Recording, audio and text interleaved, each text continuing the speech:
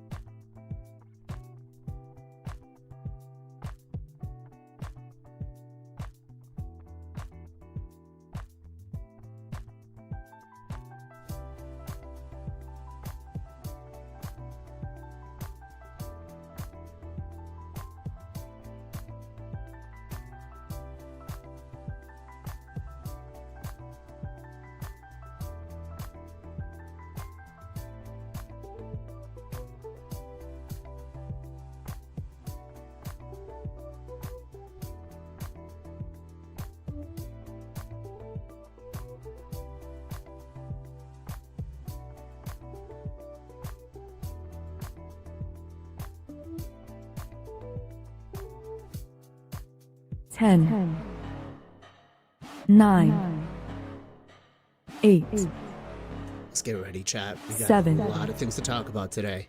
6, 5, 4, 3, 2, 1. What is going on, everybody? Welcome to another episode of the Knights of Teleria podcast. Thank you all for joining us. This is episode number 125. And today we are celebrating the New England Patriots going on to their next Super Bowl. Go Seahawks. That's right. 12s, baby. Go Seahawks. I had to make sure I got the right sport reference there. Super Bowl, not World Cup, which, by the way, World Cup is coming to the U.S. And I don't know if you guys have seen anything, but some of those tickets are expensive. Just for like nosebleed section tickets, because my son wants to go, and so my wife and I are looking into it. $500 for nosebleed section tickets. It's crazy. So I know I love my son, but I don't know, man. Nosebleed for 500, maybe we won't be going. I don't know. We'll see. But that said, we got a lot of things to talk about today. We've got new in-game reward calendar. We got a massive power creep that I feel is coming to the game. And so maybe it's time we quit spending. Maybe it's time we quit chasing all of this stuff. But we will discuss that and much more on today's podcast. First of all, let's start off with introducing my co-host for today's podcast in the top little red box after taking a week off because he had some real life stuff going on, which is a shame. How do you do that, Ken? Mr. Final Compachi, what's going on, Ken? I'm doing well, man. Thank you for the asking. I'm glad to be back on the show. I'm actually quite tired again because we did a 2-hour run today. Ooh. It was trial run on the mountain, but it was very good wave. I really enjoyed that. So it's getting close to the half marathon on the April. So our training program is getting harder. So wish me luck. All right. Good luck. Next up, all the way from Texas, the guy who has no idea how to drive in any sort of snow when they get like a couple of inches, Mr. Zero Brew. What is going on, Dad Master? How are you?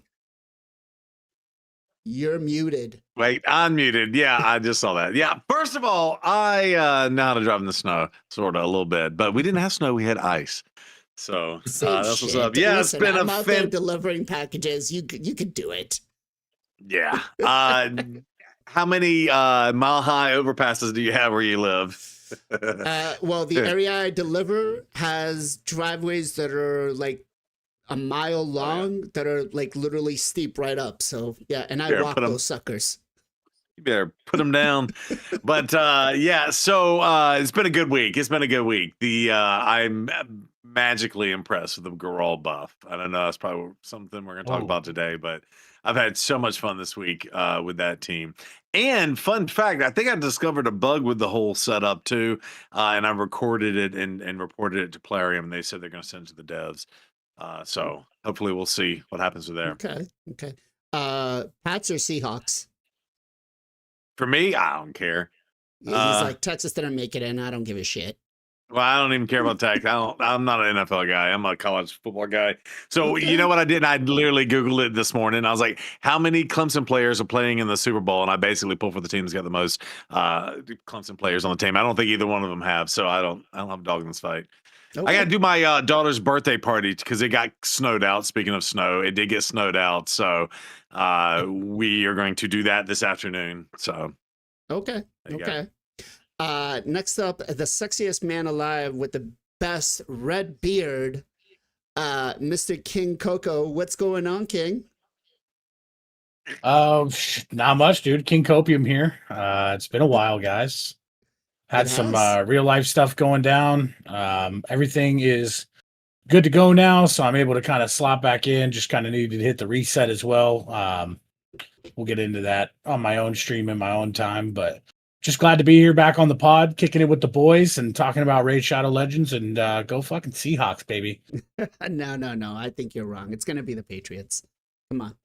We're not, just because we don't have Tom Brady anymore and Bill Belichick doesn't mean we're not going to win anymore, right? And to back me up on that, to back me up on that, my next door neighbor, who's I know 100% supporting the Patriots, Mr. MXPJE. PJ, what is going on, brother? Doing good, surely supporting the Patriots. I mean, no, honestly, I really don't care. I just want a good game. Sam Donald, he has a cool backstory, so he's been an underdog a lot of his time. So it'd be cool if he won. But yeah, I'm New England guy, so I guess go Patriots. But I'm doing good. I can't wait to talk about Raid. We had some UFC this weekend. Yeah, excited to watch the Super Bowl. Not too much, just been chilling. Kind of downtime a little bit in Raid. We finishing up the Cassandra like Titan event thingy. I grabbed that, wasn't too bad. And excited to do this new Fusion. Fusion looks pretty solid. I've seen some people saying she's a skip, so Ooh, I don't know. I don't thought know she looked about pretty that. good. Yeah. Yeah. All right. And then last but not least, the guy who says, screw your weather. I'm out here with shorts and flip-flops on every day. Mr. Gestel Gaming. Gestel, what's going on, brother? How are you? I'm actually wearing shorts and flip flops and a t-shirt. Not lying. But yeah, doing great, man. Loving life out here in LA. Keeping warm. Sorry for all you guys. His zero's got it on. Loving life, man. Live Arena's starting up this Tuesday. I feel like those kind of in-between weeks are good, but kind of get stale quick. So looking for the season to start back up. It's the Hope to best. see you guys there. The off season's the best. I don't have to do it. Yeah. I mean, all if you right. don't like it, it's the best. But Yeah, it's- obviously, season's more fun for me. I True. mean, I'm not gonna lie. I've been enjoying Live Arena a lot more now. Mostly because I just kind of went through and rebuilt my whole account. So we'll see.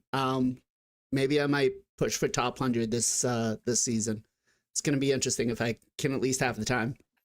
All right, so we got a lot of things to talk about today. First of all, we got a new reward calendar that is starting off tomorrow, right? And we're getting a new relic here. Now, I think out of all of Nice these, even number. yeah, right? Of course you would go there. You know, I was expecting that from Ken, not from you. Come on. I have an emote. That said, the three ones that we have here is the Gore Crescent, the Essence Quencher, and the Collective, right? The thing here is we know that we're going to be getting some rebalances, some of these relics soon. We haven't been told an exact time, but as it currently stands, a lot of people are voting for the Gore Crescent. And I think, quite honestly, as somebody that has all of these, I kind of agree with it.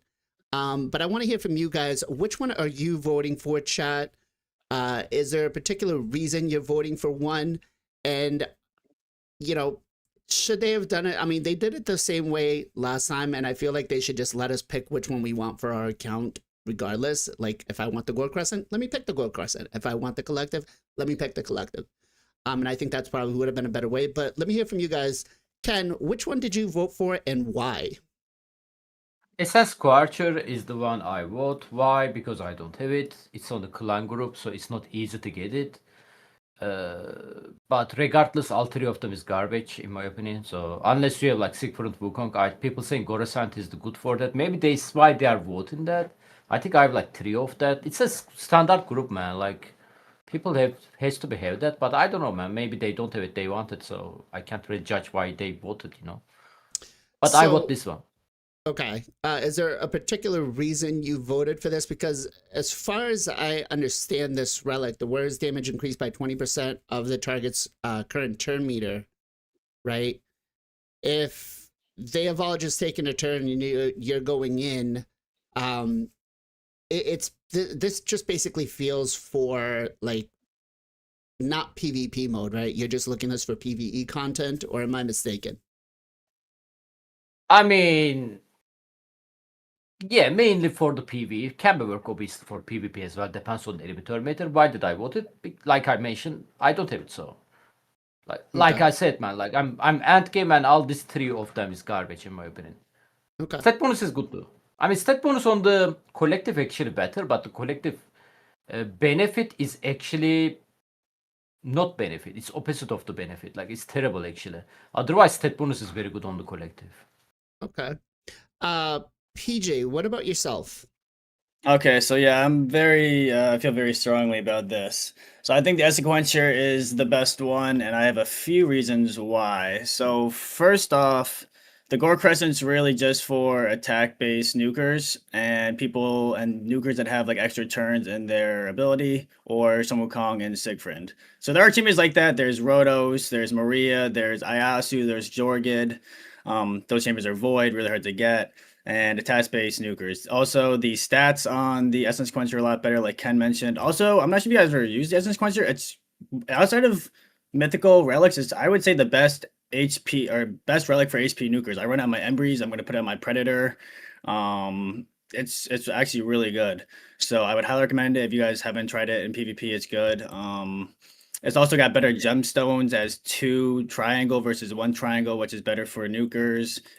Is you can use it on any type of nuker as well. It's not just for attack nukers like the first one. It's also harder to get. The first one's a Chimera one, which most likely people are gonna get way more Chimera materials than they are the clan materials. And yeah, I think that's mostly why. Okay.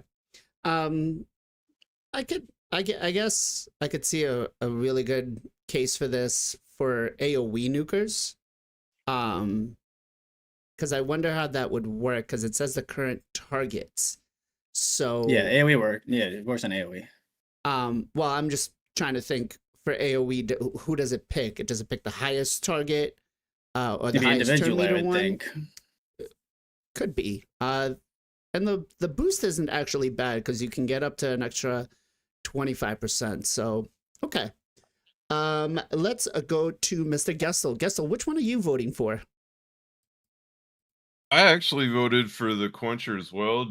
I just went based off of the one I thought was the best, kind of what PJ just laid out there. Of the 3, I felt like that's the best. I kind of more in the camp of Kenpachi that they're all I don't know. This one's good. The other 2 are average. Okay. So that's why I picked it. But when I saw the one at 69, 70%, I'm like, well, that's the one it's gonna be. I don't know why they show the numbers. They shouldn't show it. Like, let people make a decision. Don't get like, I think this one pairs well with like a Rotos. And so people look at it that way. Like there's a lot more attack-based champions that they probably have that would be that would work well with this relic. Zero, what about yourself? Yeah, I mean, I think Gestel said the most important thing. Every time they do this, they should never show the percentages because I think it does skew the voting. 100%. In fact, I had waited like 24 or 48 hours before I even put my vote in, and it was already at the 69 and it hasn't moved from the 69%. it hasn't moved. Yeah, it hasn't moved. So, it's a bit annoying too, because I do think that one's a little bit easier to get than say the other ones, because you're doing Chimera every single week and you're earning tons of stuff from that. I personally have several Gore Crescents, but it is what it is. It's a decent relic. I do think the middle one there, the Quencher, is a little bit better. But I actually just put the Crescent on my Goral again. That's what I've been doing all week after the post buff. And that's really cool because when paired with our guys, after she gets the kill on her A2, which she typically does, she gets to go again. And so that next AoE A1 smack that has a chance to repeating itself gets that elevated damage, which is really, really nice. So it's a kind of nice little combo. However, I'm contemplating, maybe y'all can talk about this later, but would you put her in the Quencher?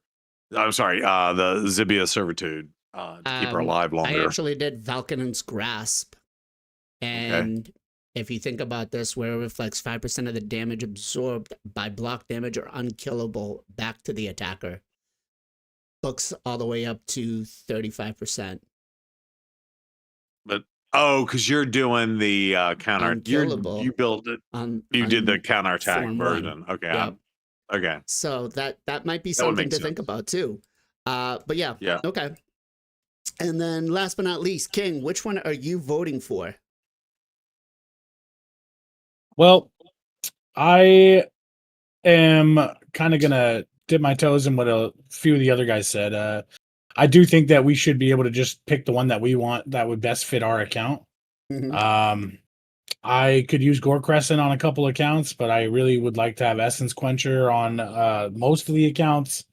The collective is trash. It reads really got well 4 until of you them. get to that last little bit where it strips all your buffs, and it's just like, why would you want to debilitate your own champ by giving them one great hit and then losing everything every turn? It just doesn't make any sense to me. So you could almost pick that one if you were some weird RNG freak who was trying to pick the one that would be most likely to get fixed upcoming. That one's probably the most damaged that needs a rework. The Quencher is the hardest one to get, so that is definitely, I think a super strong way to go. And then the Gore Crescent's not a bad relic. I do run it on quite a few champions, and long story short, I voted for the Gore Crescent. The reason why is because I do have a lot of attack nukers that I could use it on, and with the asterisk / caveat that I think them showing the percentages does definitely skew the voting, because it's just, and I'm not saying this disrespectfully, but Raid Shadow Legends is definitely very much a follow the leader type game. I mean, Mhm. people will pull a champion and they'll come run into YouTube or they'll go run into Twitch and they're like, I just pulled this fucking guy. What do I do with it? And so when people aren't even willing to read the kit, they're not even probably willing to read what the relics do. They're just seeing, the meme 69%. Well, that one's definitely going to win and I want to win, so I'm just going to vote for it. And then it just perpetuates the cycle of us getting, wait, we got a wand on the last one? Like, and then now we're going to get the Gore Crescent. And it's just kind of like, dude, community, like, wake up a little bit here, man. Like, you're grabbing the easiest ones to get for free when they're giving us a chance to get, these relics for the materials that are impossible to get because Chimera sucks ass. Well, I feel like we should just get more wands. I don't have enough. Well, I'll anymore. tell you the truth though, dude, is I just actually crafted my second wand Really? last week. I cannot fucking craft wands to save my life. Wow. So I was definitely excited to get one. Everybody's grass is always greener, you know what I mean? I got Right. champs, but I can't keep them from getting fucking sheeped. Can I say something else really quick about Go the ahead. relic thing? Go ahead. Also, I saw another thing. I forgot who it was, but I saw some YouTubers talking about how the reason why they voted the Gore Crescent was because of the speed. And I was like, that's so comical because no one's gonna get this to level 18.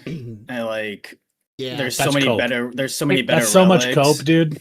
yeah. Well, we are getting the 5-star basalts coming soon. They're only $50 each. Yeah, Just but all in the- 2035, dude, when you guys are able to get your first one up to max level, Yeah. then it's not going to be a fucking Gore Crescent. I Yeah. promise mean, you guess- that, dude. Yeah, I guess it's 15, but still, like, I mean, it's, yeah. Yeah. People looking at an overall and then looking at the final level for Yeah. a relic and saying that it has any benefit inherent to the game right now are straight up coping, and they're not able to comprehend fully where we're at in the game unless they're just straight up fucking wailing on everything. Which no offense to them if that's what they're doing, like props to them. Yeah. Right. So again, I feel like most of this though should have just, and I fed this back to Plarium. I did tell them, I said, hey, I think next time you do this, let the community, let each one pick the one that is best for their account that they want, right? Because for me, I have like 5 of the collective ones because of hard mode faction wars, 2 of the essence quenchers, and I only have 1 Gore Crescent, and I would use it for champions like Ethos who can take turn after turn with like the A1 for because that's really where I would use it, is like faction wars and stuff like that. So Gore Crescent obviously is going to win, but I think And I think everybody here would be in an agreement that we should just be able to pick which one we want. That said, we are going to get some more goodies. They have not told us what they're going to be, but compared to last time, they were actually pretty decent. So I'm kind of excited for this. And I really The Sacred Order Reviver. A Sacred Order Reviver. That's right. We did get what's his name? The legendary champion. Artur Ludex. Yeah. Artur Ludex last time. So hopefully we get another legendary champion out of this. For Solanar. Who? Void Lego. Solanar. Oh, That'd be dude. nice. Imagine, dude. People saying he's going to be Garante. I think he's going And to the be a Taylor looking guarantee. Garante. I do actually but think he's Taylor going to be a looking Win a guarantee. champion chase or champ training. But if Dude, they the day offer Plarium him, just gives us a Void Legendary, dude, that'll be the fucking day. He's very good Void Lego too. to be honest, Yeah. like if they did give us that as a legendary for free, as a login, I mean, I'll bring on the power creep. That's all I'm saying, right? But let's talk a little bit about the power creep because we got a new fusion starting tomorrow, and I think she's actually really solid, and she fits well in for the faction because the faction is lacking revivers. As of right now, if I'm not mistaken, there's only 2 revivers, which is Caden. 3. Who's the third one? Rian. Blindseer. Well, there's Caden, Blind Seer, and Rian the Conjurer. Yeah, they are not really slacking on the reviver. Well, Can I say something real quickly? yep, go ahead. I did a 2 takeover recently on the hard faction mode stage 14. It's the boss. It's actually harder than any other stage on that faction. Dark Elf stage 14 boss.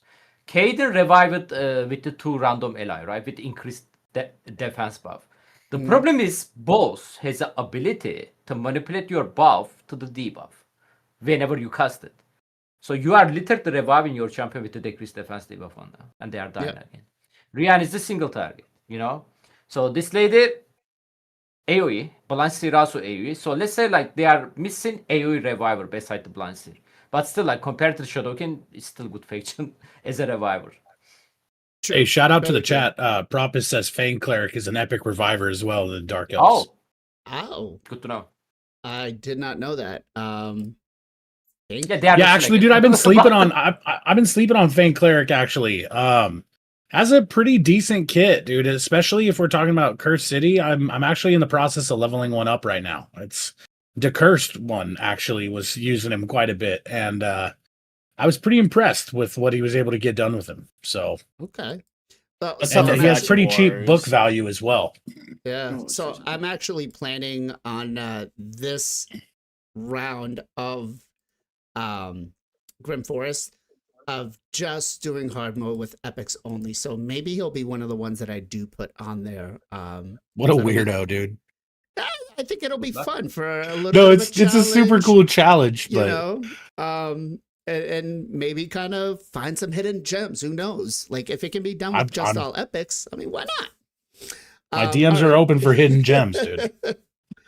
All right, let's talk about this fusion. Now, legendary type support for the Dark Elves. She will be attack based.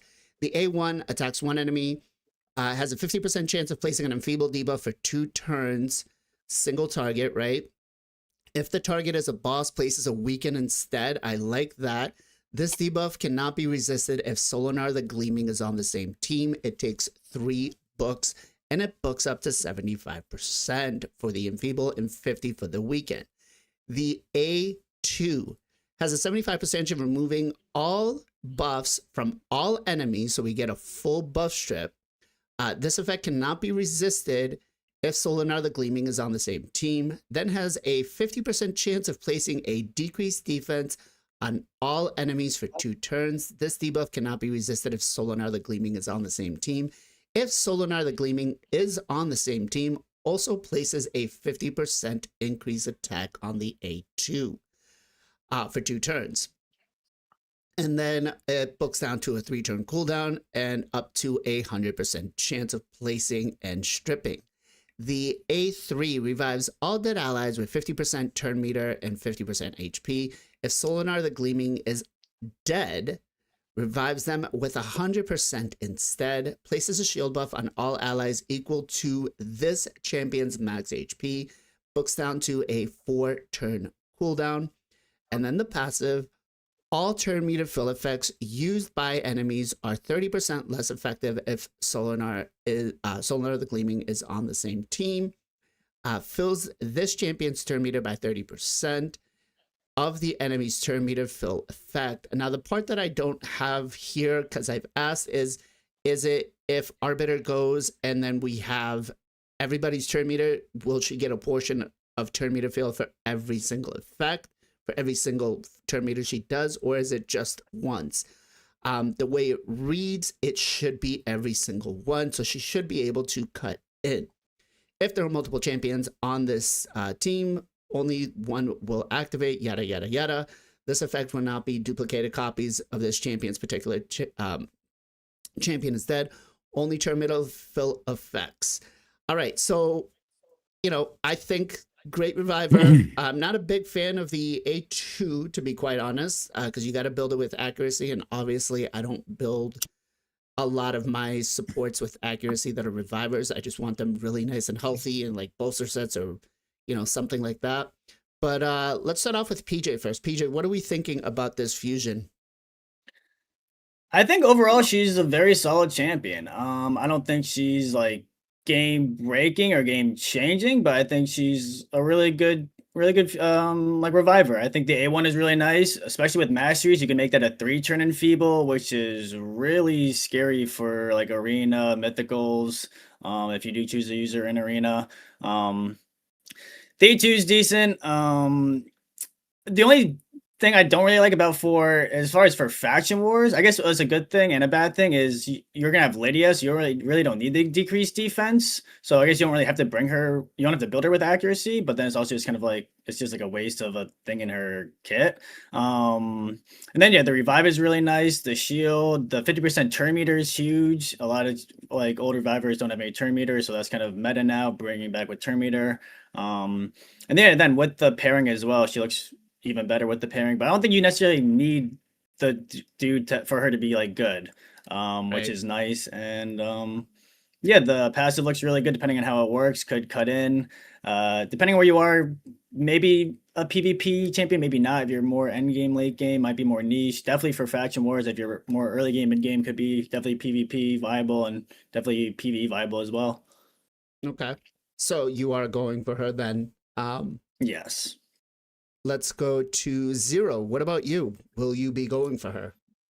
Yeah, I mean, this is one of those situations where it's like you got the resources, go for it. And again, people can say I'm increasing the FOMO stuff in the community or whatnot, but I don't look at it from that perspective. I look at it as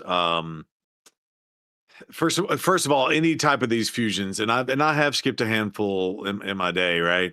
But if they bring something to the table that nobody else brings, that's like the number one thing that I look at, right?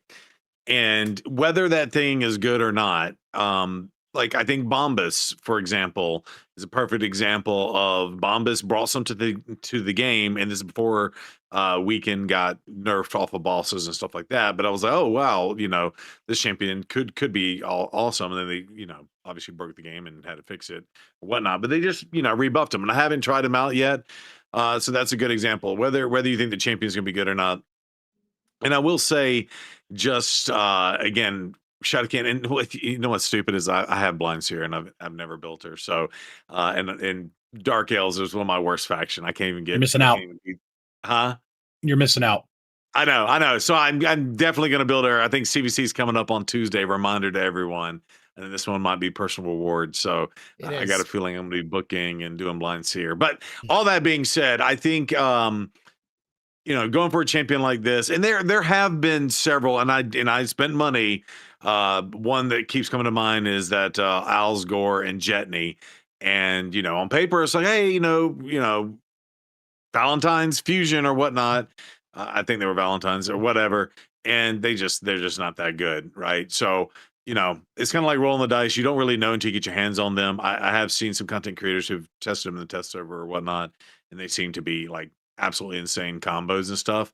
So I think if you don't go for the fusion and you happen to pull the other dude, then you just screwed yourself, right? So Right. again, not to promote the FOMO, but and an AoE reviver. I mean, you can't go wrong with that. And I'll also say, you know, cleansing and putting block debuff out is always a good thing too, right? So Well, she doesn't cleanse. I know. Yeah. I'm just saying it's always Okay. good to have. She buffs strips, but I will say Yes. that hard mode stage 21 after you've already 3-starred it, if you're just looking to farm it to, you know, try to maximize on the resources, it's actually not as challenging because I did a showcase with the team where it's 3 rares, an epic, and Mithrala soloing the boss. So yeah. You are missing points. Like Faction War Heart is not only stage 21. Right. I'm saying once you beat it. Oh. That's what I said. Once you beat Ah, it, it's Okay, different. okay. I mean, you need to beat it first. Okay. Once you beat Wait, it. people Yeah, can beat it? it's- Yeah. Yeah. I mean, Ken did. He's free to play. Well, Right? well, and, Unless you're and- gonna Ken's call not him- human, bro. yeah, that's fine. He's not human. And just one thing I want to add to that is any help you can get in Faction Wars hard. I think that's the most difficult content in the Yeah. game right now. Right. And the craziest thing is they keep buffing champions that are in that top tier status. And every time now I go against the Raglan and Opidine one with a whatever mythical is also in that one. I forgot. But I'm like, Galaxy. oh yeah, Galaxy. that's I cool. think They it's buffed these Gala. champions, and I had some of these champions, but those stages have gotten even harder as it has progressed, and they've not peeled back how the stat requirements. So Right. Chat. How many of you guys are actually going for this fusion, and why are you going for it? Is it because you need them for Faction Wars, the FOMO, or you just, gotta have them all? Gestel, what about you? Will you be going for this fusion? Yeah, honestly, I'm in the same boat as Zero Brew. I feel like at first, I feel like she's an excellent champ for early mid-game accounts. I mean, if you don't have like a huge, account that's been established, you don't have some of those older revivers, this is a great champ to get. Even just for an account, not just for the faction. So overall, I think she's great for early mid-game accounts. Can be serviceable end game. Interesting kit. I think, like you said earlier, Blazin, like think about Dutchy, man. She gets 0 turn meter on revive. She's given 50%. So just like, I mean, Dutchy was the queen forever. Right. She's garbage. But I'm with Zero Brew. I'm gonna go for Take that back. mostly based on the fact that if I get the other champ, and in the past they've given you the ability to get the Void, the companion champ like Narcissus, and I know there's 1 or 2 other ones where they actually gave you, and not obviously you had to, I think it was Voids or a deck or something like that, but they give you the chance to get it. So if you can get the companion, I think the companion champ with her like makes her insane. I'm sure we're gonna talk about that, but so I feel I have that FOMO to like make sure I got her in case I get that Void. So that's where I'm at with her. Right. Yeah, they always do I know the He said Do. They always do the companion as a guaranteed. I mean, they did it with Narcissus. They've done it every year since then. So I do expect that the Solinar, the Gleaming, Not will be, always. since they did Queen Last year and wasn't King, guarantee. Modo Moda was a guaranteed. He was a death. No, he wasn't. Wasn't he? No. No. Okay. Maybe I'm gonna, champ chase. There was a way to get him, but there was Also, a way to Jenny get and him. guaranteed. Alsgore. Was Alsgore guaranteed? Alsgore is a guaranteed. I'm looking it I up believe right he now. was. I'm looking it up Moda right now. wasn't. I would have gotten them. Modo wasn't. No. Maybe it was like win a champion, train your champion chase. Maybe. Yeah, it's not maybe. guaranteed. But that's like, Um, because I do have him, and I know I didn't pull him from shards. So that said, Ken, will you be going for this fusion? Okay, I have a couple of reasons for it. Yes, I'm going for the fusion. One of them, she's looking Jesus, like look at that look, like I like it. That's enough reason for me to go for the fusions. Second reason, second reason, I beat the faction more hard already. I was a balancer, so Dark Elf is one of the easiest faction for me actually. But if you guys struggle on the hard faction war, like we mentioned about the reviver there, yes, there is a reviver, guys. But special stage 14, you guys need better reviver, like AoE reviver, And if you don't have a balancer, just for the hard faction war, that's enough reason for you to go. All right. The other reason, this champion, Keith, and especially her revivability, when they revive the husband, 100% or better, same for this lady, reminds me of Ankara. Ankara was fusion, and they did a guaranteed Narcissus, and Narcissus also void Lego. So, obviously, I don't want to give you guys the copium, which is he's right there sitting. Listen. But there is a small chance, I believe, very small chance. Like again, like I don't want you guys to hype, but I want to believe this small chance, and this is the another reason I'm going for it. Unfortunately, maybe we are going to talk the couple strategy later on. I'm not sure actually. Should I just mention there? Maybe quickly, like let me just mention. They are not in the same faction. So siege content and like the every single couple champion in the game, live arena wise, it's not really going to be use them together. You cannot use it, but still like that can be cool. Like especially if you manage to pull her husband from your shard or stuff like that. There is still a bunch of the content you can use it. Siege normal like tower defense and the classic arena, taktim arena. So yeah, but her A2 ability, for example, like if you are going to talk about that, I mentioned that on my video, Madame series. Madame series A3 ability is better than this. She's epic champion. And Madame series A3 ability is 100% without book. Right. And this skill over there, A2 skill, is going to be super out. It's already outdated, but in the future, Mercury said. It's not even attack skill. It's a good thing for the affinity, but this skill basically going to do nothing against the Mercury set. So at least like if we compare her previous support champion we obtained, which is the Hilvi, her A2 skill also remove all buff, but she's at the same time try to place a freeze debuff on the enemy. She has some control. And her revivability compared to this lady, block damage revive, that's 100% way better. Okay. Like Hilvi is 10 times better than this lady. Yes, Hilvi was on a how do we put this? Crack. She was guaranteed when she was designed. Well, this one's guaranteed too, but yeah. They were definitely doing whippets in the back office when they fucking put Hilvy's kit together, and they're like, "This sounds good, dude." Yeah. Hey, it gave us a new level of power creep with that one as well too. I mean, that and Mercurial are just crazy right now. But from what I'm looking here, it has been ever since White King and Cora and Narcissus. There has been every Valentine's Day guaranteed since then. The couples have been guaranteed.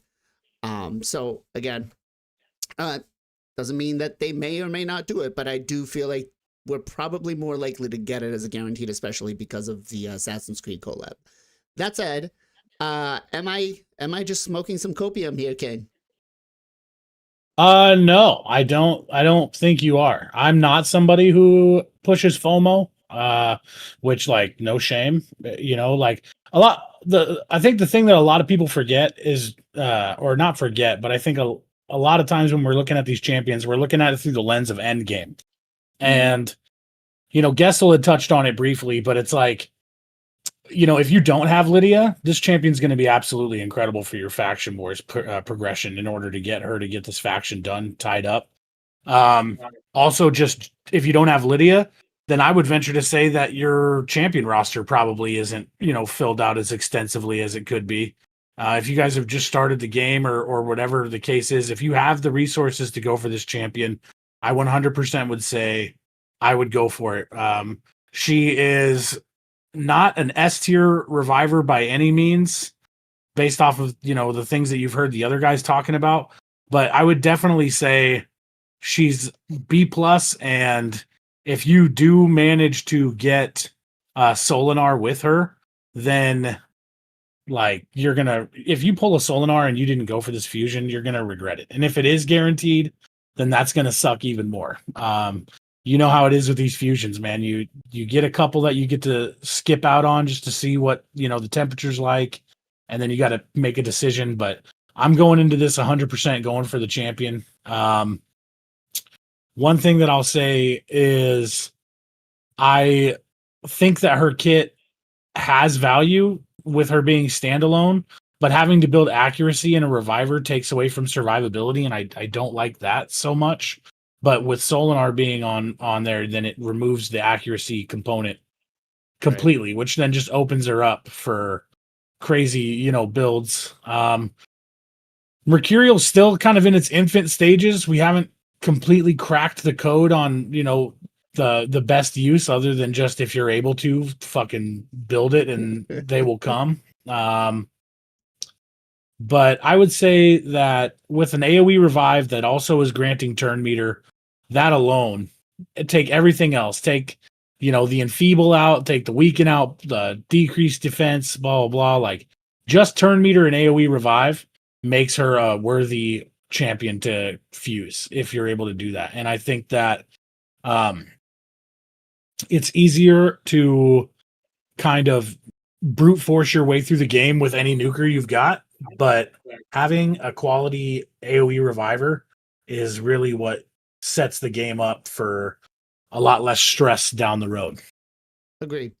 Which is why Duchess still has so much value. Duchess is great. Duchess 2026. Yeah, okay. Maybe in 2026 she'll get a buff. She doesn't need a buff. She's still incredibly important. Okay. That what do you mean, dude? Copium. That is straight out copium. Come on. No, it's not, dude. She still brings passive damage reduction. She's got perfect veil, and she has an AoE revive. Like, I understand she doesn't give turn meter like most of these new school champions do, but I still think, it's like Pythion and Duchess are damn near the same champion, and everybody loves Pythion. So why does Duchess not receive any love these days? I don't know, man. People, when I got back to the game, people were like, "Oh my god, Elva's incredible. Elva's the new Duchess," and I agree. But I don't think she's that much better than Duchess. She just brings increased speed and a class. Yeah, no, and I'll back up King Copium on this for a second. But the stupid goblin gold armor wearing turd in Gremfar, especially at the higher levels, I have, you get to redo your character draws or whatever, and I have Duchess as one of them. But I have done it with certain nukers that just do massive damage to get themselves killed, and putting that Duchess in as the speed lead, and B, the damage mitigator as well, does help me actually push through those lines against that champion. So Duchess does still have this place in my opinion. Yeah, don't get me wrong, dude. Like, we're not talking about Duchess. We're not talking about Duchess right now, and I'm sorry I off tracked us a little bit, but I'm just fucking. I heard Ken talking shit. All right, and I just had to say, Duchess has her place. It's just not every place like she used to be, and that is a fall off, but she's still doing good. Right. I like Skywalker's message here. It says, who need Duchess? Just don't die. Right. That's true. That's true. All right. So I think overall, this is going to be a solid fusion for a lot of the accounts. If you have the resources, definitely go for it. Especially because I feel like, with hard mode faction wars, this is where she's going to shine the most. Although I didn't even know Fang Cleric had a revive. So that said, who knows? Maybe she's not useful for us. But chat will let us know on, how they feel. All right. So she is pretty good, pretty decent. We'll give her some love. But her partner in crime, Solinar, is, I think, next level. This guy is going to be... he is going to be a pain in the ass. Let's just face it, right? The A1 attacks all enemies. This attack is always critical if Nuda the Gleaming is on the same team. Has a 60% chance of placing a fatigue debuff on all enemies for 1 turn.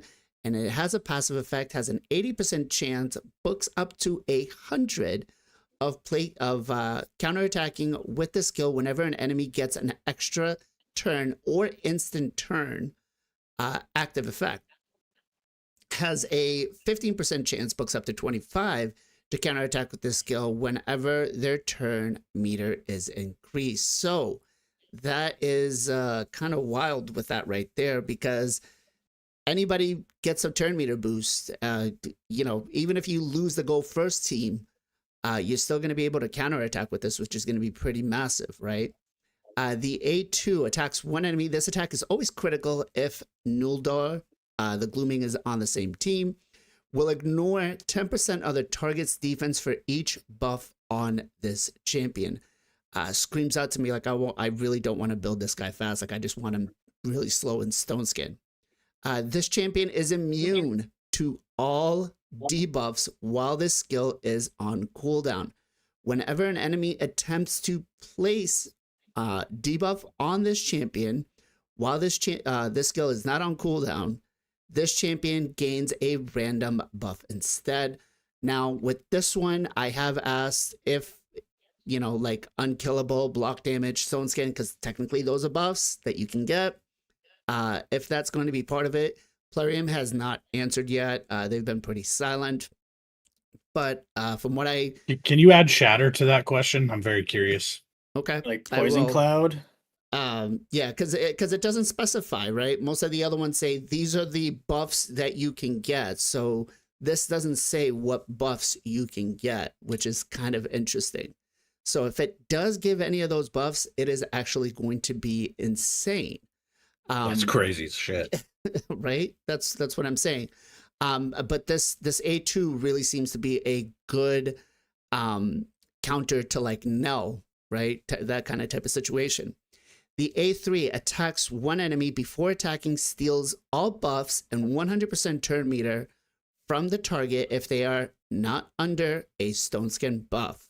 Interesting that they're trying to lean against stone skin. This effect cannot be resisted, so no matter what happens, they're pretty much SOL, right? This attack is always critical if Nuldar is on the same team. Will ignore stone skin buffs. I don't know if you really want to worry about stone skin right now, because it's mostly a block damage meta for arena-wise, right? This champion receives 75% less damage on extra turns or instant turns while this skill is on cooldown.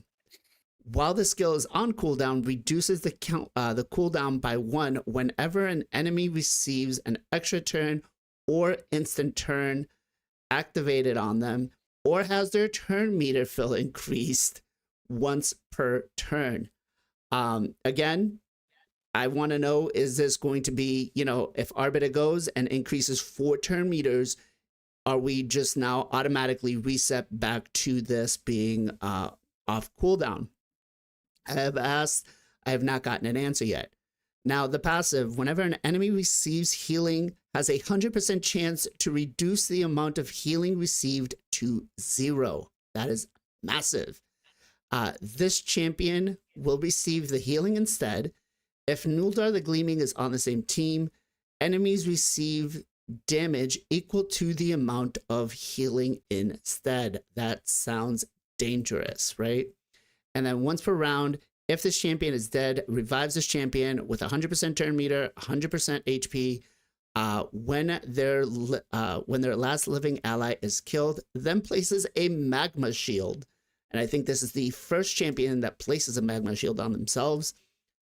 For 2 turns, the value of the magma shield is equal to 300% of this champion's max HP. If Nuldar is on the same team, this buff is protected.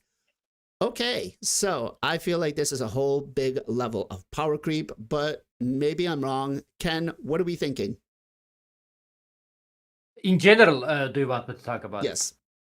About Solonar? I mean, he's a Void Lego. He's a high elf Void Lego. I don't know, is there a test server video, but I didn't check it yet.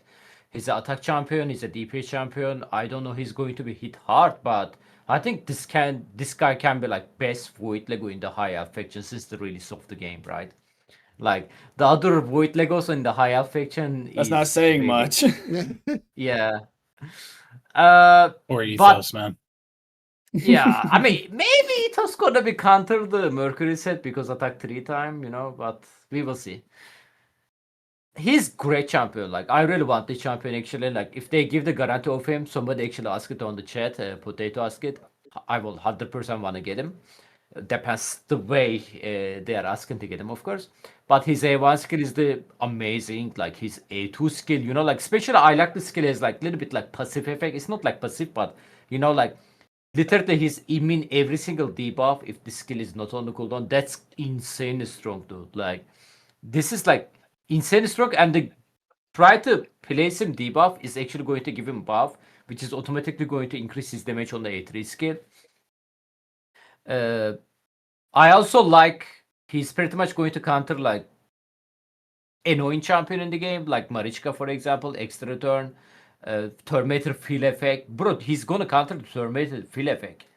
This is alone is crazy. Also, have a very strong passive skill, which is like whenever he's dead and they come back to life, with 100% Terminator, like it's like a Wukong, Like you mentioned, Magma Shield as well. Yeah, this dude looks extremely strong. He's actually his kit has a lot of utility.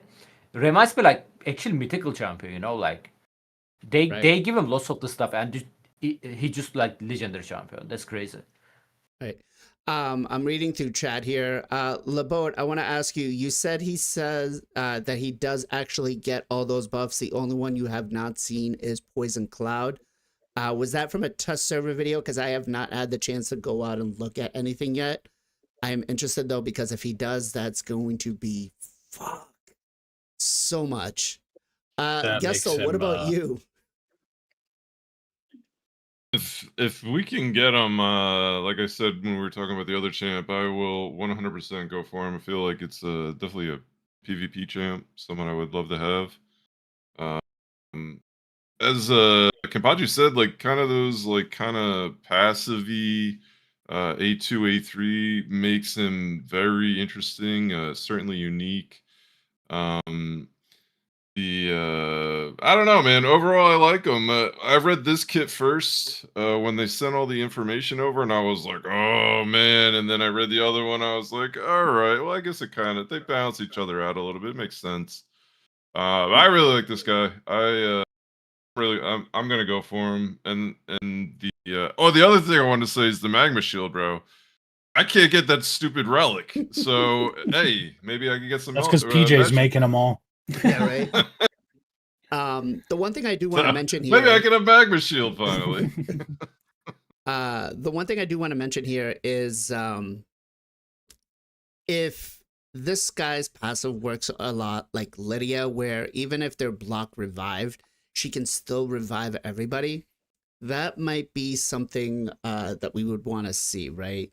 I'll ask to see if it's going to work the same way. So no matter what the revive happens, but because with Lydia, if they're block revived, if an opponent is block revived on the team, and they try to get a revive, she will still revive them, right? And they said that that's working as intended. So let's go to Mr. Zero, who's been sitting there silently and patiently. Yeah, believe it or not, I hadn't interrupted all too much today. Maybe only like 3 times. It's fine. Yeah, I mean, it kind of goes back to exactly what I said about the first Chickadee, right? Is first of all, like Dark Elves and High Elves for me seem to be some of my weaker factions. I feel like High Elves as a whole kind of are built. There aren't a lot of big damage absorbing whatevers, right? Like most areas of the game, it doesn't matter when they kind of thematically build out these champions and stuff. And I do have, and I guess you can build them to do stuff, but it's like I don't know, like there's certain nukers like Wallmaster and stuff. It's like you don't want to build them to be tanky. You want to build them to actually do the nuke, right? So I think any help I can get in the faction, first and foremost, and again, it goes back to my original statement. Anytime that someone's bringing something that's add a skill that nobody else has, like you kind of almost want to go for this and get it right. And again, that magma shield, as we just discussed, first champion is going to bring that to the table. So, yeah, why wouldn't you? And then again, if the stars align, you happen to get both of them on your account, and now you can start, playing with the combos and stuff, right? So, Right. yep. PJ, what about you? And I What are would we love to thinking? see. Go. Sorry, and I would love to see. I don't have Fina, but I would love to see like getting a Fina or whatever. This dude, you Oh, know, like crazy stuff can God. happen, right? Yeah. Yeah. Why don't you just add more toxicity to raid? PJ, what about you? I think this guy looks really good, for sure. Kind of like what everyone already mentioned. Just he's bringing a lot of new things to the game that we haven't really seen before. So if they do a guaranteed, definitely gonna snag them. If they don't have a guaranteed, then I don't know. We'll try progressive or something. It's gonna be tough, but yeah, I like his kit a lot. The anti go first kind of is kind of cool with the if they heal or turn meter boost and like him stealing the heal kind of and doing the damage. I think is like a really cool concept. It's gonna be annoying to face for sure, and even just remembering that. I'm sure the first time you face him, you're gonna heal and you'd be like, "Wait, what just happened?" If they're on the Yeah. same team. Mhm. So yeah, it's gonna be cool. Definitely kind of like some downsides that people mention is like they're not in the same faction, so you can't use them together in faction wars or siege is gonna be kind of a little bit tougher. Also with live arena, unless you have like a crazy stacked team, then they can probably just ban one of them or probably just ban this guy because the other chick's not too bad to face. But for normal arena, 3v3 definitely is going to be very strong, I think. And it's going to be interesting to see if it shifts the meta or if it changes anything. It seems like it's supposed to be more.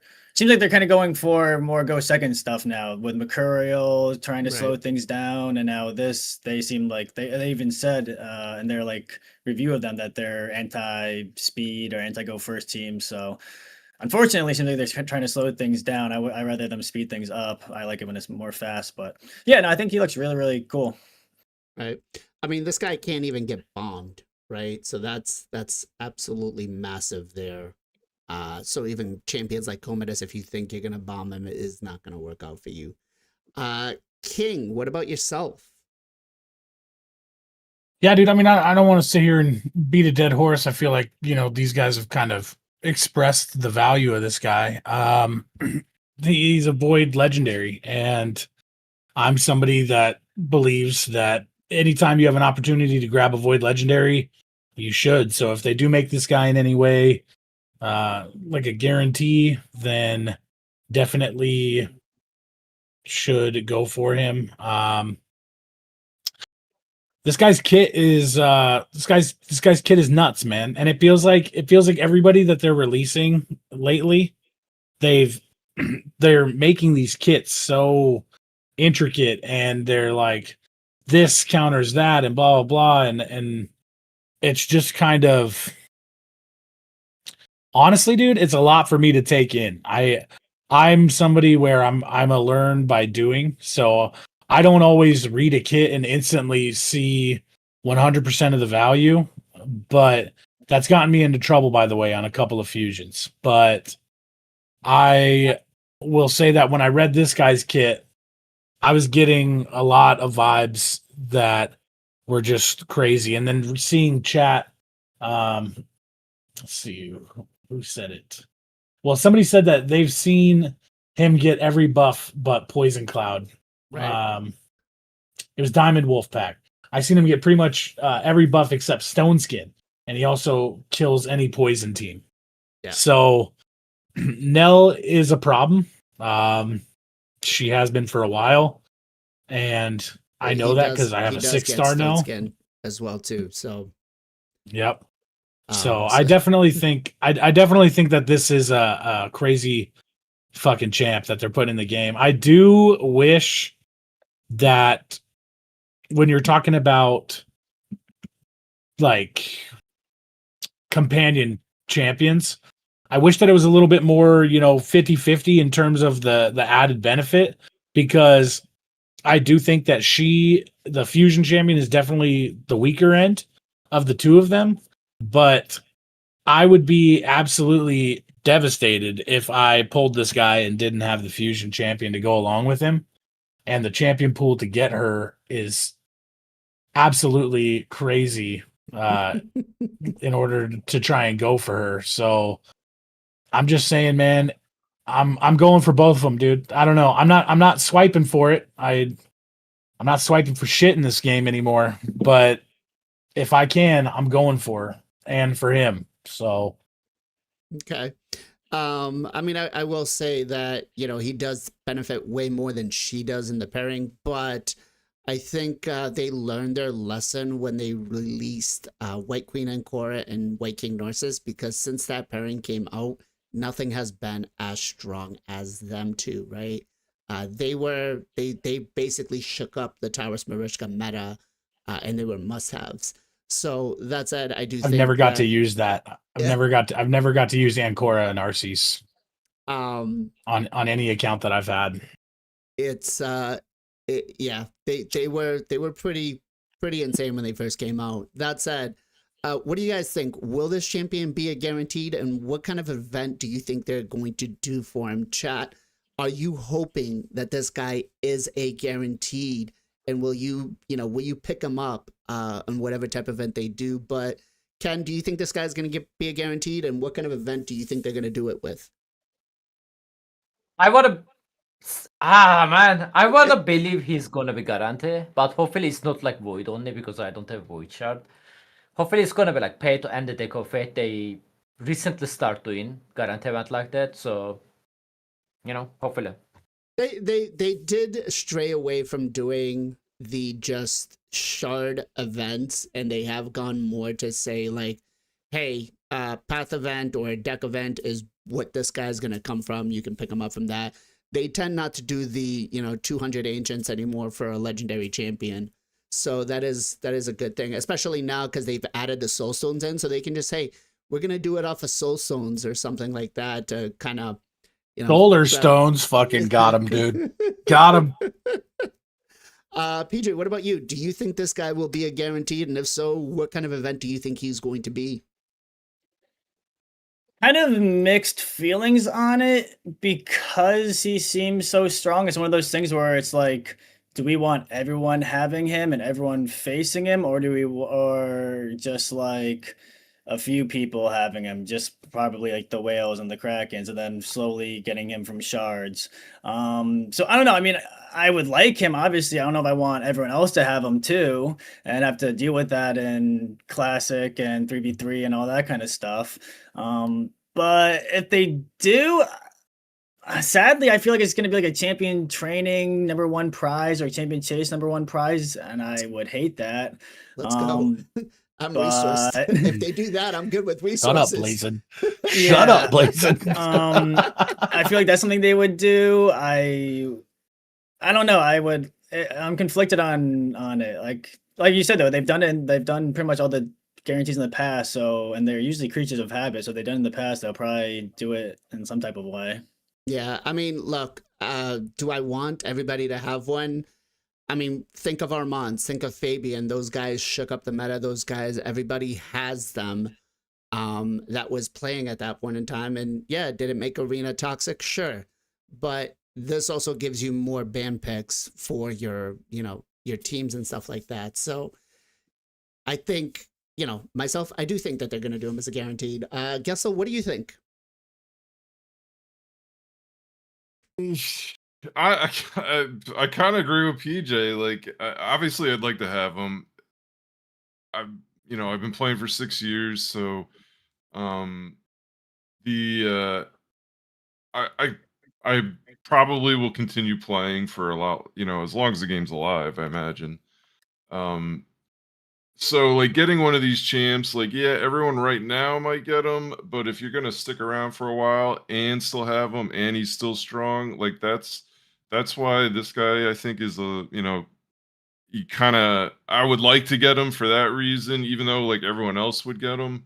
But everyone else would probably get him, or a lot of people would get him. At least the people, in Live Arena would probably, the top accounts would probably get him for sure. So it would get annoying to face him all the time, I think. But we still haven't really seen him in like full on action with like everyone getting their hands on him and stuff. So We'll see. I'd like to have him just because his kit looks sick. So I'm gonna, and because I've played for so long, so I'm gonna err on the side like, all right, everyone right now might get him, but I'll have him in the future too. Yeah, outlast everyone else. That's what I'm saying. Prime Skeletor, if that is the case, I'm gonna find you, and we're gonna have an exchange of words, my friend. If that's I end up in Crypto's thing. They're gonna say we're also expecting guarantees from the assassins Right. coming too. So it's like a lot. There's a lot of guarantees. Like that's also Right. not So something they... that's well, yes. There's going to be a lot of guarantees, but what is Plarium always about?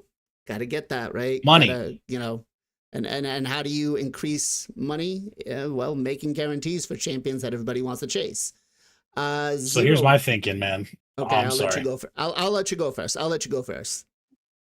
Zero Brew, I apologize. Here's my thoughts though, real quick. I didn't want to go first anyway. You're good. So we just had a deck recently, and it was for relic materials. There was no guaranteed champ with that, and I think that it's great. I think there's a high chance that they would do a deck for this guy because everybody's already used their stuff to get relic materials. Their souls are low. I think it's a great way for them to say, hey, look what you guys did. Here's another deck that you have to do now for a guaranteed champion. That's a great way for Plarium to get what they're always trying to get. So I'm hoping that they give this guy through a deck, and that I'll just keep it short and sweet. I think what the more realistic might be is a path, because they'll put the soul stone for him and the fusion in the same path. I think that's probably the more realistic of what's going to happen. But Zero says, no, that's not what's going to happen. What's going to happen, Zero? No, they're going to do the stupid thing we hate the most is they're going to do a 1 out of 100 or 1 out of every 200 can get him if you spend $1 million. Kind of like what they did originally with Krisk, right? I think that's probably more than likely. Because I think the combo, and of course the fact that this champion is a void champion, is going to be very sought after. And I don't think, especially with March coming along too, with the anniversary, and of course the last 2 years we got Fabian and Armand's. When the whole community gets access to a champion, it especially a good champion, it makes it really tough, right? So that would probably be my guess is to kind of what they will do. And I'm sorry if I've been just completely out of the loop, but have they even mentioned crap about the other 3 assassins and any type of guaranteed card flip situation with those? We still got months for those before those events are over. No, that event ends in 3 weeks, doesn't it? No. Or is that just the event dungeon? That's the event dungeon, but not them. Okay. They Okay. are going to Probably be around realize till too like that the those end champs of April. suck ass. Into April. Okay, fair enough. And I think they, obviously learned from the turtle incident and kept dragging us along and milking us and dragging us and milking I'm still us. So, fucking of course, burnt out from the turtle event, dude. Yeah, I think a lot of people are burnt out from the turtle event. So that being said, yeah, no news is good news, I guess. So yeah, who knows, right? And keep in mind, and just again, if you do think that going for this champion now may not help you or whatnot, and you really want to save, for the March event, again, no guarantees the March event's going to be even good, but I will say track record has been Armand's and Fabian is your bar, right? So and some people make the argument that Fabian's even better than Armand's, right? So just something else for everyone to keep in the back of their mind. So if they do give us a card flip event for this, and I do think the one that we just had, to Copium's point, was a bit of a bait, right? And I was thinking it was more of a bait towards one of the Assassin's Creeds, right? And knowing that the Valentine's fusion was on the horizon for February, and they typically put a couple in, and of course they followed suit with that. So those are all my thoughts around this topic, right? They gotta show a strong Q1, right? Because that's where everything shows up. So they gotta start the year off good. So again, I feel like all of these are gonna be coming in hot, heavy. We're not gonna be wanting to miss a lot of this stuff, and they're gonna create a lot of FOMO around it just so they can show a really good Q1. So that said, yeah, I think this guy's probably going to be a path along with the because we are running close to the New Year or the anniversary event and then their birthday event and stuff like that. So I do feel like this guy's going to be a guaranteed, and it's going to milk us as a path event. Let me give a quick shout out to the Cursed One over here, who is on the Twitch side. Guys, if you're not following the Cursed, make sure you are giving him a follow over on the Twitch. He comes up with interesting uses for champions like Fan Cleric, who, again, I just learned today because I don't use that many epics. He has a revive. All right. We talked about power creep. Let's talk about a little more power creep. We've got the new mythical champion. Now, I don't have access to the test server, so I had to snag some screenshots of what the skills look like. But Arnie the White. I mean, this guy is going to be a barbarian next to Alaz. Alaz is pretty phenomenal as a mythical. Not as much meta anymore, but will this guy change the meta for mythicals? I think he's going to be a massive, massive power creep. The A1 attacks one enemy, places an extra hit if this target is under a Deathbrand debuff. Deathbrand is the debuff that the Queen has, the Queen of Hearts, where if an enemy dies from it while under that, they will be block revived, right? Decreases the target's HP and defense by 10%, stacks up to 30%. This effect does not work against bosses, so great for HP nuking champions. More of a PvP, not a PvE, so pretty decent on that passive effect or the second effect. Nothing crazy though, right? It doesn't do anything against bosses. The A2 attacks one enemy before attacking, places a block passive skills debuff for 1 turn, will ignore 50% of the target's defense as well as block damage and unkillable. So there goes the block damage, there goes the unkillable meta. This guy, if you get him, is going to, basically be a first round pick for his main form. If the initial target is killed, will repeat the attack against all other enemies and ignore 25% of the targets for each target's defense. Will also decrease the cooldown of Arctic Hollow, which is the A3, by 2 turns if the initial target is killed while under Deathbrand. Now, I do not believe that the unkillable and block damage will be, on the secondary hit that will be ignored. I don't think they would put an ability that crazy in, right? But who knows? It's Plarium. We'll have to wait and see. The A3 places a 50% increase attack and a 50% increase accuracy buff on all allies for 2 turn, places a Deathbrand debuff on all enemies for 2 turn, and hey, if that wasn't enough, he gets an extra turn to go into the A3 or into the A2, which is absolutely nuts. And then his passive. While enemies under a Deathbrand debuff receive 20% more damage and inflict 20% less damage. Okay, so we're building in some damage and damage mitigation. If there are multiple champions on this team, only one will activate, yada, yada, yada, yada. This champion is immune to freeze, stun, provoke. I mean, come on, player. You didn't want to add, polymorph into that? Let's go. And then after the fact, whenever this champion is killed, revives them with 50% HP and 100% turn meter and places a block damage buff on them for 1 turn. All right, just main form, guys.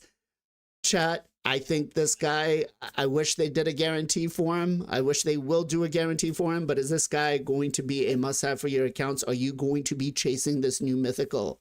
Because he seems like on a whole nother level. That said, Ken, is this guy trash, or are you gonna pray to the gods to get him? I mean, it's the first time I see his kit actually. I'm reading right now, and yeah, man, looking very strong actually. Ignoring both block damage and the unkillable buff, which is going to deal more damage as well. Enemies under that round. Obviously, London debuff on this day is going to be a little bit more difficult because of the Mercurial set. Other than this, if you are not going to count the Mercury set, he also increased accuracy buff, which can help him to get more accuracy. and going to get a extra turn as well. So yeah, man, looking very strong. Also, like passive skill is extremely strong. That's for base form, right? I cannot wait to see his second form. Actually, I have no clue yet. Okay. King, what about you? I don't chase mythicals. I got kids, but I will say that this guy looks extremely strong. I'm a sucker for barbarians. They're my second favorite faction, Team Dwarf all the way, but barbs are fucking sick. And it's about time that they got another mythical that looked like it was going to put some work in. Without spoiling the second form, I'll say Kenpachi, you're definitely going to want to grab this guy, dude. The A3 ability of being able to place the Death Brand with Mercurial, it's still relatively a pretty new set. I mean, we've only got 2 rotations of Grim Forest, which, by the way, that reset today, boys, so make sure you get your first 30 steps done before reset. He can apply the Death Brand and then turn around and Giga Smack and block revive everybody. So he's kind of a one-stop shop. If the skies align, this guy can do it all. And if his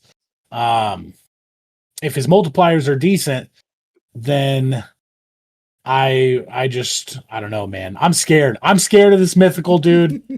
I want him, and it seems like the more I want a champion, the more scared of them I should be, because who was it? The Dark Elf. The Dark Elf mythical that just got released not too long back. We read her kit. I mean, she looked interesting, but it wasn't anything that anybody was like, "Oh my god, like we gotta get this chick." Yeah, And I haven't seen her anywhere that I was super duper impressed. This guy, I read his kit and I was like, fuck, man, we're cooked. So yeah, I want him. Okay. But I'm not spending for him. All right, Zero, what about you? Yeah, it's the first time I really reading his kit as well. To Ken's point, it's so tough trying to memorize as often as champs as we get in and try to understand them with everything. So again, I look at champions that bring something that nobody else brings. Death Brand, let's go, right? So and then, like, who's gonna sleep on a mythical? And to King Copium's point, I have kids too. Well, technically, I have an adult and a kid at this point, but I need to, maybe fund her future endeavors as a business owner potentially. So I don't chase mythicals either. Yeah, if I get it, it'd be cool. I'm gonna say, kick my kids out of the house. I need this mythical. Yeah. That said, I'm looking at chat here, and Trillionaire says his multipliers are not decent. They're insane, off the charts. So I'm guessing we've seen some play testing. I, again, haven't seen too much of it. PJ, you're sitting there very patiently, kind of excited. What are we thinking here? I think he looks good. I'm not sure if I'm as excited as you are for him. I think he definitely looks good. Like, I would not be upset to pull him. I think there's definitely, I mean, I haven't seen his multiplier. I think there's still better mythicals out there than him, but I think he looks good. The Death Brand is really cool. Definitely, like you guys brought up, Mercurial in the future is gonna hinder that a little bit. Right now, it's still pretty viable. He doesn't have ignore res on the A2, but he'll give himself the increased accuracy, so it's not too much of an issue, but you have to build a little bit of like AC on him for the You mean block the passes. A3 has 20% ignore resistance? No, the A2 for the block passive skills. Oh, yes. Damage and 1 cooldown. You're right. Sorry. But he so does that put hurt. increased accuracy on the A3 and gets an extra turn. So you're obviously going to start with that first instead of the A2. Yeah, so like I said, you'll have some accuracy, but it would have been nice to have the ignore res. Right. And he ignored the block damage and then kill, which is really nice. It's only one target though. Like you said, I'm assuming the second hit's not gonna ignore that kind of stuff. It seems like. So you'll be able to take out one person, but if it's like a AoE, unkillable AoE block damage, then only one person. But no, I like his kid a lot. I think he's good. His passive is really nice, especially being able to be immune to freeze, stun, provoke. The torment passive coming back alive is pretty nice. Yeah, no, I think he's very solid. I'd be happy with him. Okay. I'm reading chat here, and some people like Sweet Potato says, tell your kids to go get a job. Fox says, kids, you're eating Kraft mac and cheese for dinner. Daddy needs a new mythical. And then Diamond says, your 3-year-old gets up. Hey, bum, go get a job. Go to work. I'm about to put my kid to work. Yes. Gissel, what are you thinking about this guy in his main form, man? Man, I'm this is the first time I'm seeing it too, and my eyes just keep getting wider and wider. It's kind of crazy. Like, how do you even kill this dude? That's yeah. I don't know. I don't know. He may not be as good as Nice, but man, he could potentially be better. I have to see kind of how it all works. I have to see the second form as well. The thing with Nice swapping over and putting that removable block damage like that, and then his passive gets so ridiculous. That might make him a little stronger. But we'll see the second form, man. I'm with I don't have kids, and I'm not gonna be going for this. So, whatever. I would love to get them, but I don't ever expect mythicals anymore. I guess is where I'm at. Puppy needs kibble, man. Exactly. You gotta feed the dog. Modern Thinker here brings a valid point. Says mythical won't do a lot against Stone Skin and Mercule. That is true until we get the one champion that is going to strip Mercule buffs off of everybody. Watch out, that will be the next fusion coming in for the anniversary. So don't blame me if that happens. That said, I mean, main form looks amazing, but let's talk a little bit about the ult form. The ult form, the A1 attacks one enemy 2 times, places a stun debuff for 1 turn. If this champion's HP, and it is an HP based form, is equal to or higher than the target's, this debuff cannot be resisted. So you get a 100%, no accuracy needed. The A2 attacks all enemies. Before attacking, places a 60% decreased defense debuff on all enemies for 2 turns. If this champion's max HP is higher, this debuff cannot be resisted. This attack deals single target damage to each individually rather than AoE damage. Will ignore 30% of the target's defense on, target's defense, places an extra hits on bosses and enemies under stun, provoke debuffs. If the target is a boss or is under a stun or provoke, will ignore 50% of the target's defense instead. That's pretty massive. The A3, enemies under Deathbrand debuff will receive 20% more damage inflicted, 20% less damage. If multiple champions are on the same team, only one will be active. This champion is immune to freeze, stun, and provoke. Again, why didn't we just add polymorph in there, Plarium? Just give them everything. And then the active effect, whenever this champion's is killed, that revives them with 50% HP and 50% turn meter and places a block damage buff on them for 1 turn. Then the passive, every time this champion is killed, increases this champion's max HP and defense by 20, stacks up to 100%. Kind of makes me want to build him with HP and then have fun bringing down a 200k HP for long-term fights. Immune to free stun and provokes. And then whenever an enemy attempts to place a free stun or provoke debuff on the champion, instantly activates Glacial Rupture, which is the A2. This skill will not put the Glacial Rupture on cooldown. All right, alt form. What are we thinking here? Does it make it even more attractive? Is he going to, please give me this guy as a nice little birthday or Christmas present? Ken. I mean, very similar to it's a he's, right? Like I didn't it's a even he. know who. He Okay. looks, yeah, it's a dude. I He's don't fucking have crazy, screenshots dude. of him, I don't have screenshots of him. He actually goes live Looks in the game sick. tomorrow, but he looks phenomenal, especially on the second form. It's a giant Okay. bear. Yeah, he's Oh, giga oh. yoked like a Oh, barb that's in cool. first form, and then he turns into like a were polar bear. He's like 2 swords and stuff. Yeah. Yeah, he's sick, dude. Okay. I mean, his second form passive skill remind me like Nice, like increasing his HP and the defense. Like Nice also have like steady increase bonus every time he counter attack or stuff like that.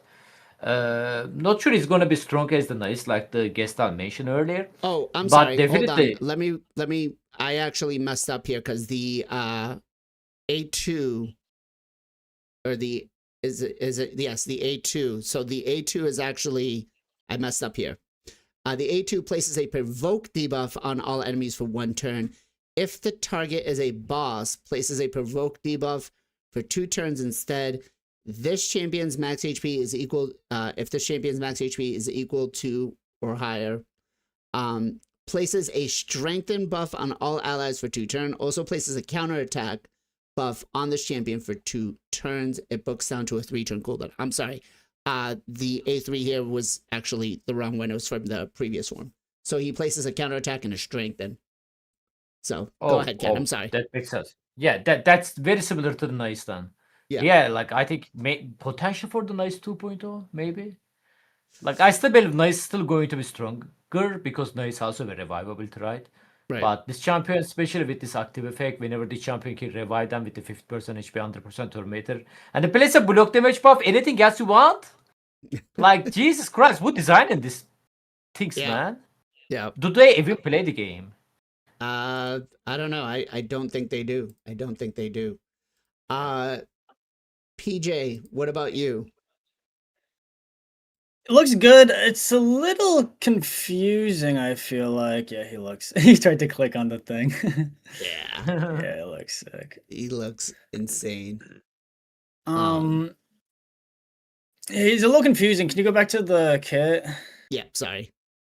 No, you're good. It's just like, so I mean, it's kind of weird because they did the first form is just attack based. This part is HP and attack based, Yep. which is kind of what they just fixed Garrow with because she was attack in one form, then like I guess the other one the opposite form. So it would be interesting if they were both, I guess, HP and attack, because this is when you're getting the passive.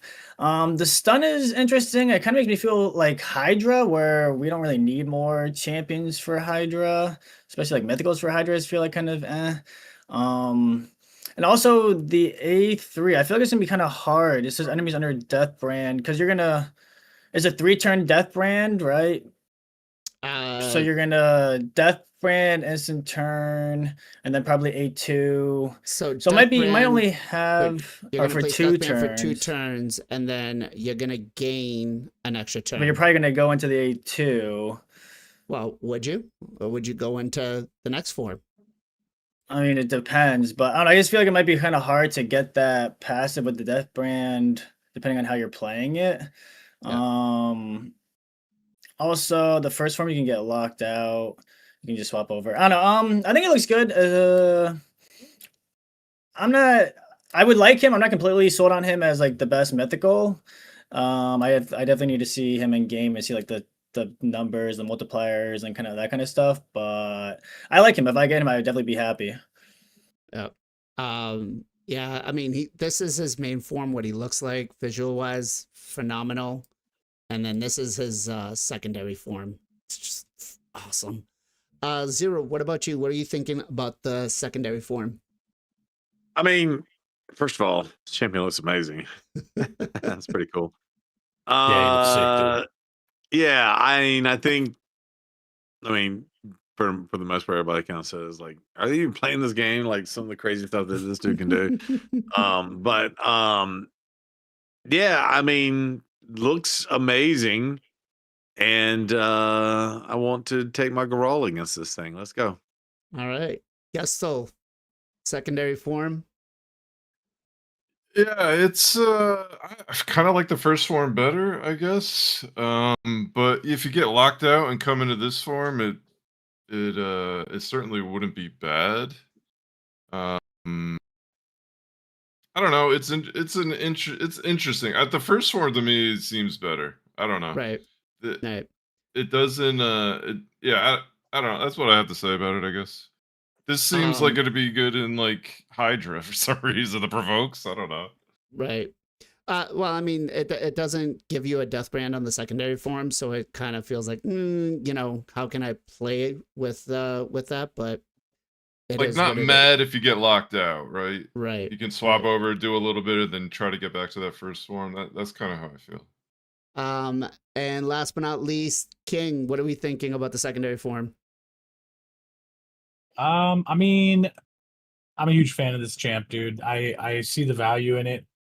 I don't mind that, his second form is built based around HP. I like the stun. I do wish that Plarium would chill out, man, with the, immunities, immune to everything. It's just like,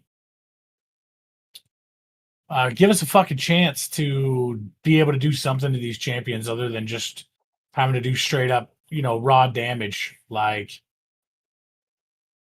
I don't know, man. I get these champions and I want to actually play the game with them, but instead I'm forced to be pigeonholed into the same like 5 champions because, man, if I let that Fabian get a turn, then it's over. Or if I let that Galathier get a turn, dude, it's over.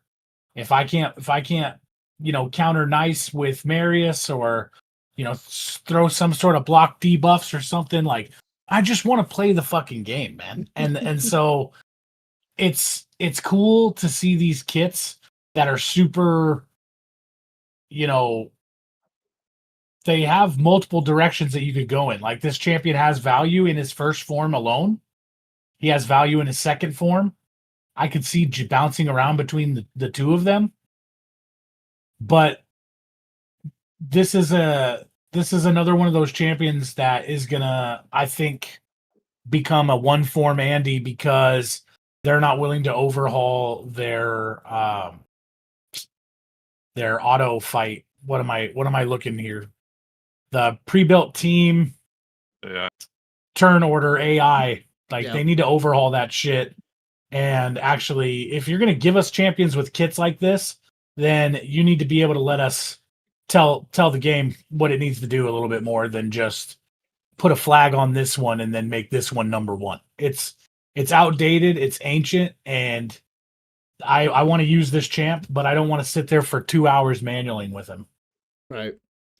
Yeah, so overall, I think this guy is going to be massive. Definitely a new level of power creep to the game. And, shit, I don't even know. I don't even know where we go from here. What do you think that he's new? But what do you mean new level of power creep? What does he do new that other people we have now don't do? I mean, on his main form, I think he's the second champion that brings Death Brand and can kill through anything except Stone Skin. I mean, Mercurial. I mean, we're because gonna be the Mercurial metas pretty soon, right? Until again next month when we get the fusion that it strips Mercurial. Then it's right, but we're not talking about, like, we're talking about what is this? How is this changing? What are we talking about this? Well, again, Mercurial, I mean, there are ways around Mercurial, right? Ally attacks, if you're counterattacking, those types of situations. I do get your, Mercurial being a pain in the ass right now, but it's not as much as you might think, right? I know, I just don't see where you're talking about, like, the game, like, the new power creep. Like, where's the new power creep? Again, second champion that comes in with Death Brand and block active skills. I mean, block passive skills, and it's on one person. Attacks all enemies, places a Death Brand. Whenever this champion is killed, what did I say? A2. A2. Attacks one enemy before attacking, places the block active skills for one turn. Yeah. Block passives. Passive skills. Right. It's on one champion. I mean, you can put him with like Carnage if Carnage comes in. But we already have Carnage. Already has this. There's nothing new. Right, but Carnage comes in and helps him with the Mercurial. Doesn't really doesn't really give you a problem with it. So if you pair Right, him but with Carnage, what I'm saying is like we have Carnage that does this, and we have Queen of Hearts that already does all of this. Like, there's nothing that's new. well, again, adding another champion that does this, I feel is an extra level of power creep. Okay. Again, and he's one that ignores both unkillable and block damage. That's the big thing right there. On As of- on one person. Yeah. Yeah, I mean, we'll see, dude. I again, I feel like this is gonna be an actually insane meta shift because of this guy. But maybe I'm wrong. Maybe I'm wrong. No, I mean you could be right. I mean, I think he's gonna be good. I just don't see this like huge like next power creep thing that you're saying. But I definitely think he's gonna be good. But I mean, he could be. I mean, maybe he is. I have no idea. I just from theory crafting with kind of some of my clanmates and stuff, and a lot of them have watched Cruisen's video. Apparently, this guy is just insane. So Okay, I haven't seen the Cruisen's video, so maybe I'll have to check that out too. all right, let's talk about the last legendary champion, which is the Sylvan Watcher coming in. And, you know, this one didn't really give me too many, you know, I want to must have type of situation, right? Now, let's start off with the A1. Attacks one enemy before attacking, has a 50% chance of removing all buffs from the target, has a 100% chance to steal all buffs instead if this skill is on this, not used on the champion's turn. So if it's counterattacks or ally attacks, this effect cannot be resisted by targets whose attack is equal to or lower than this champion's attack. Will ignore 5% of the target's defense for each buff on this champion. The only thing that this gets countered by is protected buffs or stone skin. The A2, attack one enemy before attacking, places a 50% increased attack and a 15% shatter buff on this champion for 2 turns, will ignore block damage and stone skin buffs, grants an extra turn if the attack kills an enemy. If the target survives, fill the turn meter of all allies by 30% instead. The A3, attacks all enemies before attacking, has a 75% chance of placing a 25% weaken debuff on all enemies. This cannot be resisted if their attack is equal to or lower than this champion's. Will ignore 25% of the target's defense. Places an extra hit on enemies whose attack is equal to or lower than this champion's. Places an unkillable and counterattack buff on this champion for 2 turns that is not protected. And then the passive has a 50% chance to deal 100% more damage against enemies whose attack is equal to or lower than this champion's. So we get pure damage. This champion receives 30% less damage from enemies whose attack is equal to or lower than this champion's attack. So against HP nukers, he gets a damage reduction. That said, what are we thinking about here? Are we going to want this guy as a guaranteed? Yes. Do you really, really want to pick him up? Chat, what are we thinking? And let's start off with PJ first. I think it's a girl actually, It is. but you said he. I thought. Oh, sorry, she. I think she's really good actually. I think she's like really good. I saw a little bit of her on some videos, not like her actually hitting, but just her stats, and she has really high base attack. So you're gonna be able to really crank that attack up. I think the A1 is really strong. I mean the ignore 5% of the target's defense for each buff. She's buffing herself plus like other buffs. You're also going to be able to steal the buffs on them just off the A1. She brings the counterattack in with her. She kind of got that Jorgen passive where you can kind of get that really extra like nukage. Hopefully he's not relying on that. But you have the extra turn capability. Yeah, no, I like she her. a freak? I like her a lot. I think she could be really strong. Yeah, 1700 base attack and 103 speed. Yep. She's got really good, like nice stats. All right. Gessel, what about you? What are we thinking? Yeah, it looks strong. Again, first time I'm seeing her. Definitely looks strong. If you don't mind swapping back to her Yep. kit. Looks cool. The I like this A2. Grants an extra turn if this kills an enemy. The target survives, fills turn meter of all allies by 30% instead. That's really strong. And before that's also self buffs. Yeah. yeah. That's what I mean. That's just the extra. That's just the extra turn piece. Yeah. Is ignoring block damage, stone skin. There, you're getting the extra increased attack. With it, like, and the shatter, which is new and actually pretty strong. Yeah, I'm really good champ, really good Lego champ. Non-void, this pretty good champ, man. I wouldn't mind getting All the Neve abusers can get fucked. it. King, what do you think? I think all the Neve abusers can get fucked, dude. I think that this is a great looking champ, dude. Also, shout out my boy Glycad with the passive. Kit looks incredible, dude. Like I love the increased attack and the shatter being a self buff. I love that it hits through block damage and stone skin. There's a I'm trying to remember the names, but is there anybody who hits through block damage and stone skin right now that's non-mythical? Not block I think damage, because there's but unkillable. there's Georgia. definitely yeah. So block damage and stone skin, Georgia, yeah. So this is a champion that definitely has a shot coming in and stirring up the pot in arena. I would be super stoked to pull her. Block damage is an area where my accounts seem to struggle. So Thor as I well, also too. love Thor hits through stone skin. Thor doesn't hit the stone skin, but Thor hits through. Yeah, I'm talking about both. I'm talking about Okay. the ability to hit through both block damage and stone skin simultaneously. Right. But with the A3 placing the weaken and it not having an accuracy requirement, so you can also lean more into the damage as long as you're stacking that attack, which is obviously it fulfills its own need. So by not having to go accuracy, you can stack attack, which then by stacking the attack guarantees you a better chance of placing the weaken.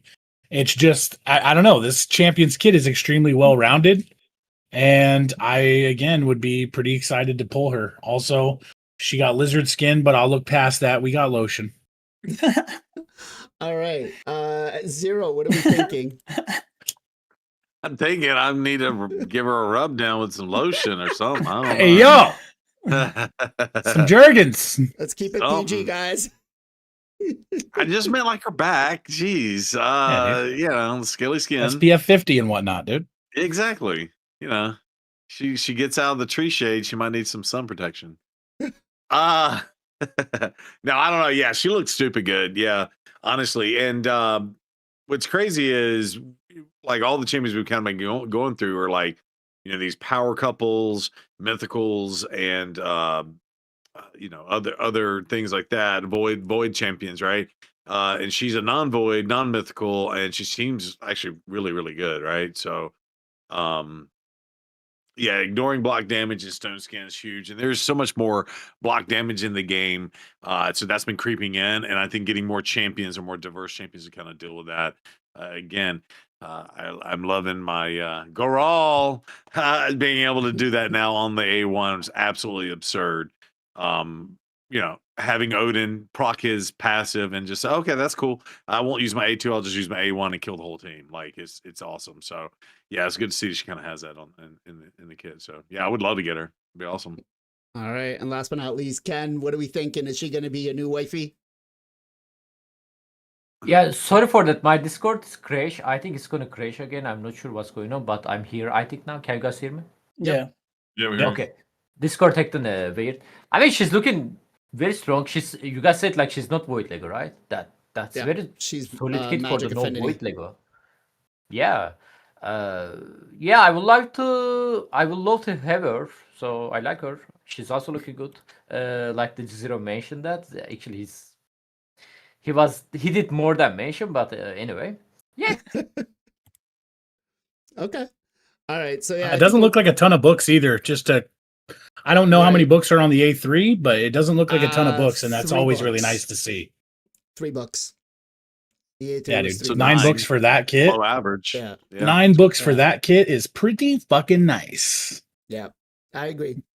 That said, again, we're we're in a new level of power creep with some of these champions, which I guess Plarium needs to, make a little bit of extra money this Q1. So who knows what is gonna await for us coming soon. Looks like we did lose Ken, so he's back again. Sorry, where did I left? Bro, I don't know what's going on to Discord today. It's never I'm the breaks before. MXPJE now. No. That said, I want to talk about one last thing, which Plarium put in this week, which was the 3v3 arena instant battles. I mean, And Garal. We talked about Garal last week. But we talked about it last week, but we haven't seen it in action this week.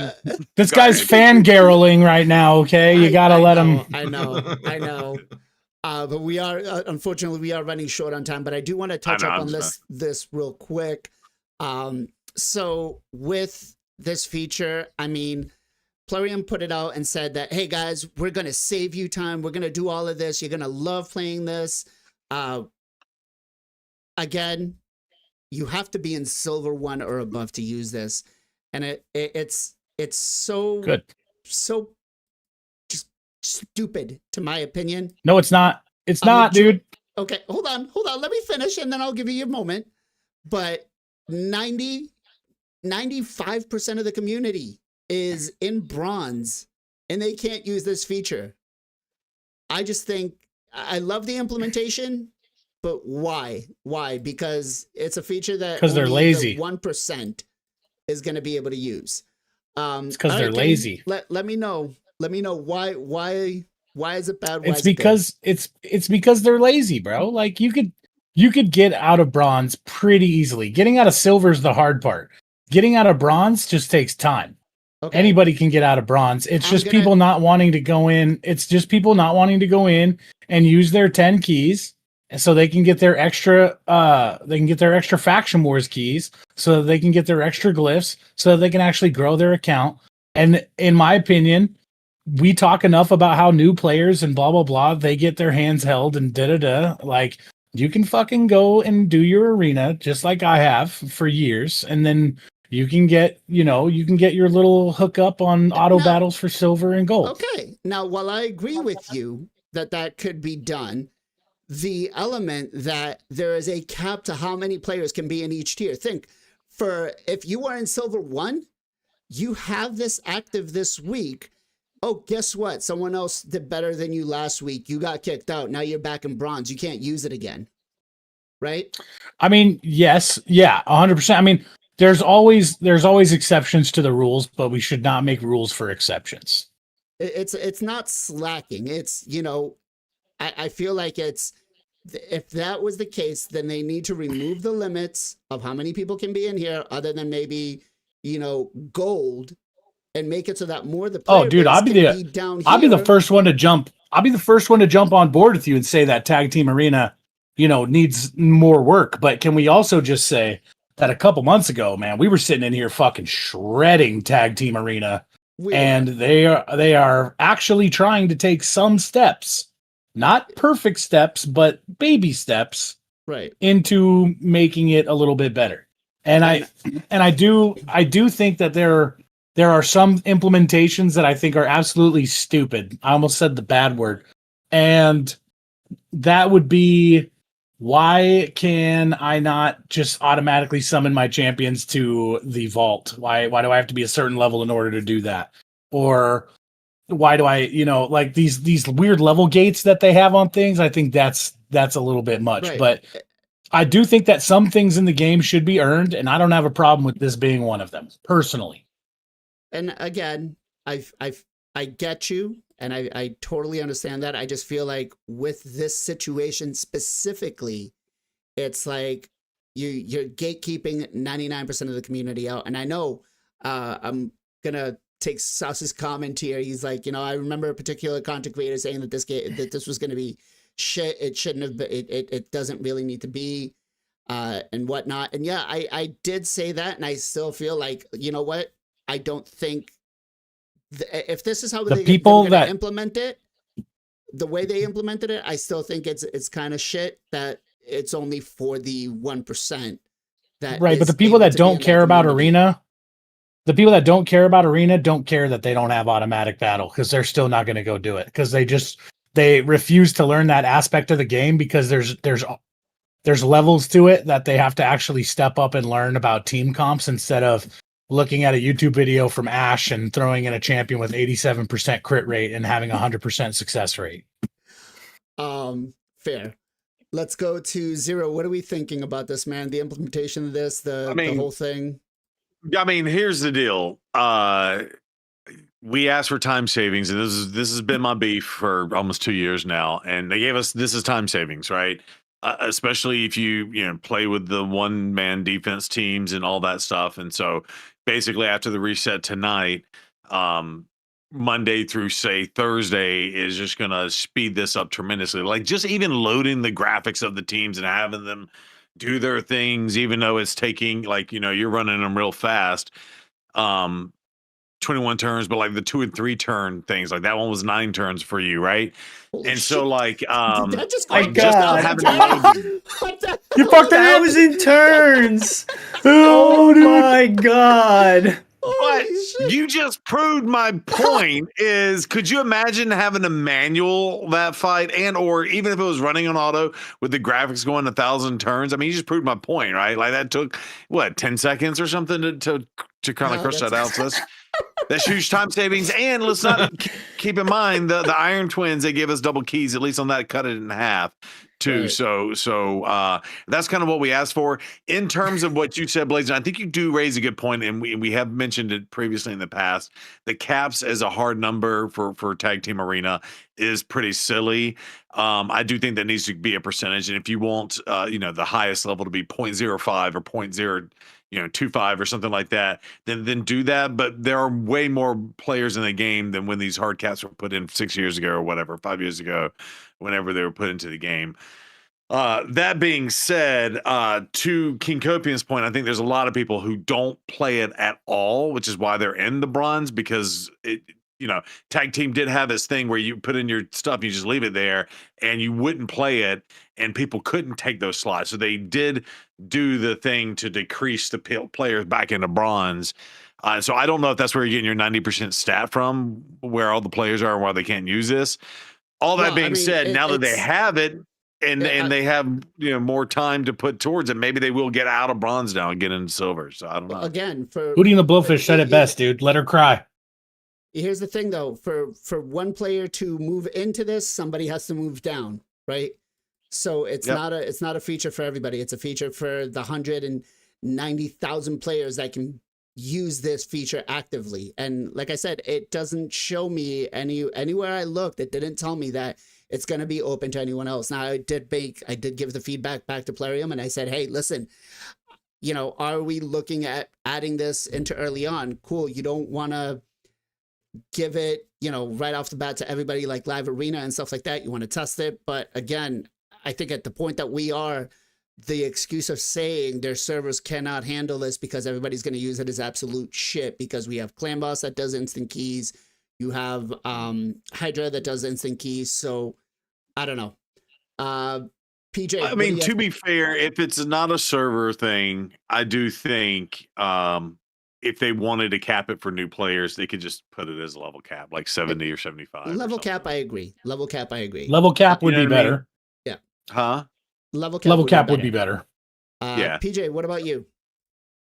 I think it's good. I think it's kind of shitty. I mean, I guess I get both points of view. But I think they need to just rework. They tried to rework 3v3 with like adding more spaces, but I think they need to look at it again, and I just make it like a percentage or something. Like the limited amount of spaces is kind of BS. But as far as like the instant battles, I'm just saying personally, I thought it was gonna be individual. It's definitely faster. I thought it was gonna be a little bit faster, but it definitely is faster than just running them out. I think the next step that they could do, and I've seen other people mention this, is be able to select multiple matches. So maybe I don't know if they could do even the whole page, but maybe up to 5 matches, and then run all 5 at the same time. Quick battle. Sick. I That'd think be that would dope. save a lot of time as well. But overall, I think it's great. This is like the first instance of them doing it. Hopefully, they'll clean it up a little bit as well as far as like the instant battles, maybe make that a little bit faster. But overall, it's definitely faster than what we had. I can't personally do it like what you're doing. I'm just using it for the one persons and the ease in the beginning of the week, and then I'll have to manual the rest. But it definitely saves right now time, I'm so just running it's the good. fights to just see what happens. Yeah, That's dude, all that I'm brutal, thousand, dude. It's thousand fucking- it's turn brutal. was so funny. It's like here's the thing too, is it's saying the I know we're short on time, but like saying that the auto battle should be available for everybody. I think that if you look at the game as a whole, people in the bronze should not or do not have as much PvP knowledge as people in higher tiers. And so it would actually be detrimental to those people to be able to just auto battle because they're not learning Here's what I'm why gonna are tell they you there. losing. I'm going to counter this with people like Bronco who don't like doing 3v3, who don't really focus in arena, are stuck in bronze 1 and can't use the feature. Who is experienced. But that's because he doesn't do it. If he has the knowledge, then he should be able to do it. Because no? it's time consuming. That's one of the things. And it's going to take That- him I mean, right that's now. fair. It's going to take him right now. It's going to take him a minimum of 4 weeks of trying to push to be able to unlock this feature. Not PJ, sorry. Ken, what about you? I mean, there is a part of the stuff in the game limited. I mean, beside of the like level limit or like etc. Like Columbus, for example, like you also cannot quick battle the Columbus Ultra Nightmare difficulty if you cannot one key, right? So it's also behind of the one key. You need to unlock that feature first. Yeah, I agree with you. They should do that like available for everybody. Beside the future, which is I agree with the PJ. I was expecting that a little bit more cookier. I think that will be good because like I mostly attacking like weak defense during the week. I only set up in my defense on the weekend, and I still don't have like that big roster against the like full man defense in the gold 4 tag team arena. I cannot just go like quick battle on them. I still need the manual that, which is I don't have a problem. I love this content, so. But yeah, it's still great feature in general from my community. Like people love this thing. Actually, people who doesn't care about the tag team arena, I see they are doing like more often now. They are doing their battle. They are actively using this feature, so it's a W, I think. Okay. Wait, I have a question. Go ahead. Wait, I was kind of listening before you. You said Broncos and bronze 3v3. Bronze 1. Yep. Bronze 1. Why? He just doesn't play it. Just doesn't play it. It's too time consuming for him. And he's got the account that can climb up. It's not that he doesn't, but Can't do 3 auto battles though, dude. It's not that time consuming. I mean, hey, if he's already spending an hour plus doing his Hydra and doing his Chimera for each key, because he's maximizing that. Yeah. Join the club. Well, Everyone else does that too. Again, that's nothing I think the bigger issue is the gatekeeping behind the tiers, right? My Hydra this week was an hour and a half, one key, manual. Yeah. Some of us just don't have that time. Or don't want to put in the effort. Well, I don't think it's not putting in the effort, but there's, the team that he runs has a lot of RNG to it. And, Dude, he's in bronze 1. He could be at least in silver if he didn't even try. He's doing 100 million damage or clash points in Chimera. 100 billion. Cool, Hey, he'll get Or there. I'm in doing 4 100 weeks. million in Hydra. Like, Yeah, okay. well, he's doing So way is more than everyone that in else. Hydra, but yeah. Like, that's not impressive. That's not an excuse not to be in Again, bronze. I think we're ignoring the bigger issue here, where it's like, why gatekeep it if this is something that was going to come in to make it an easier game mode for us, a more time save, right? I think that's the bigger issue. Gessel, what about you? I love this feature. I'm doing 20 battles a day now where I wasn't. I kind of said this last week. I was looking forward to this. The only reason why I don't do more tag team, I normally would just do 5. Now I'm doing all 20. It was the time. I've been in gold 4, I don't know, forever. I feel like sometimes I drop down to gold 3, jump up to gold 4. just by doing 5 a day. I know it's impossible to get through silver to get up to gold 1. That's like one of the hardest things in this game to do. But if you're playing this game, playing tag team, bro, it's like once you get into gold, it's so easy. Just like set it and forget it almost. But whatever, if he just doesn't like it or doesn't want to do it, I'm not gonna hate on him. But it's just an easy way to get free resources. Like it's the easiest. Yeah, I'm not trying to hate on him Right. either. No hate. Yeah, I don't want to hate. Yeah, I mean, no the hate dude at does all. amazing stuff. He's got a family and a job. Like He's come on, creating like, I'm not- content as well. That Yeah, shit takes a yeah, ton of good. time. You just need some people don't content. like stuff. Like Yeah. no hate at all. Nothing but love. But the it is weird that it is in bronze. I don't see why they wouldn't do that because this would give the people who haven't been doing it an ability to get out of bronze a lot quicker. So like why don't do it? The people that are normally sitting in bronze though are the ones that aren't doing tag team, right? Like you only if my free to play account that when I was doing it daily, I would go back between silver 2 and silver 3 and that account is not it's free to play and I took it very casually. So if you're just playing the game and doing 5 a day, you're going to be in silver. Yep. That it's that simple. So maybe that's how they look at it. Maybe I don't know, whatever it is. But like also Boozer could probably get into silver relatively quickly. Like let's be real. So I don't know. Bronco, not Like Boozer. if you Bronco. want or is it Bronco, whoever it is. Like if you want to get into I always confuse those two, the bees, whatever. Me too. I love you both. And, you know, nothing but love. But I got the, opinions. yeah, I don't know. Whatever you can, you can get the silver if you wanted to. Like, come on, like it's not that hard. It's really not that hard. So, Yeah, but whatever. I mean, I don't understand. I agree with you, Blazin. I don't understand, but it's also not that hard to get there. yeah. Massive shout out here to our I guess our MVP of Raid Shadow Legends, who brings us Yep. I mean, with this feature, with this RSL helper, Farbsoft makes this game so much more better, so much more enjoyable. Huge shout out to Farbsoft here for the raid. Thank you very much, brother. I appreciate you. Lot of love.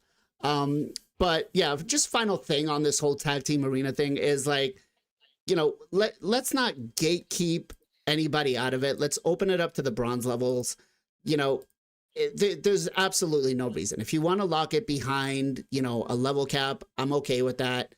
But you can't produce this and say that it's going to be a feature that is going to be a time saver and just give it to the 1%, give it to 190,000 players out of, you know, the quote unquote 3 million players that are playing this game.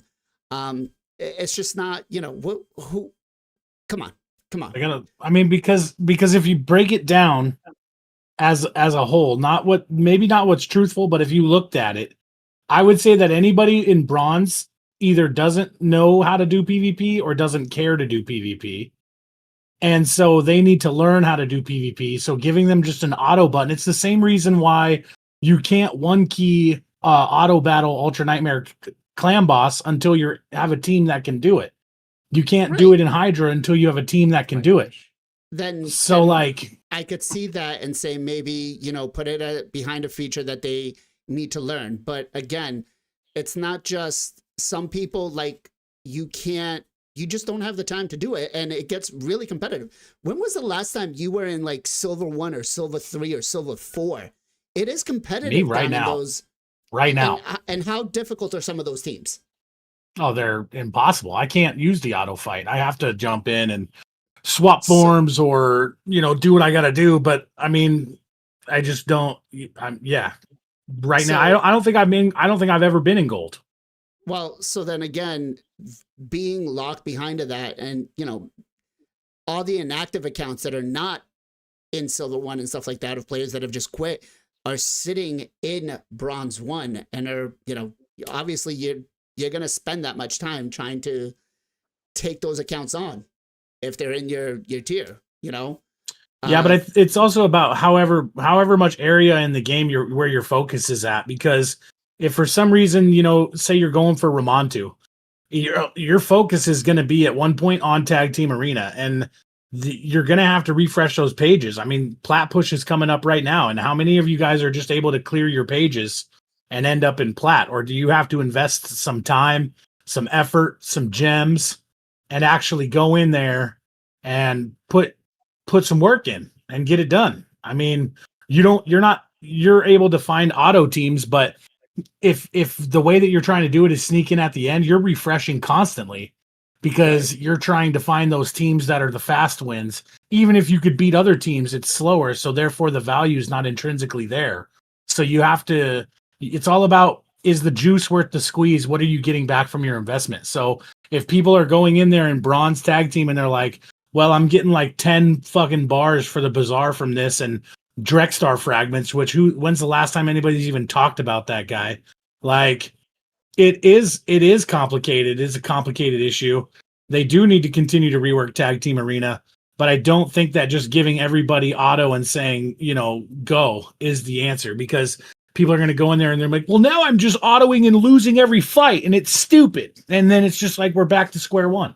I get that. But again, they produced it and they told us that it's going to be a time save thing. But again, I think there are better ways of trying to put this out and say, hey, learn how to do this, as opposed to just, gatekeeping it.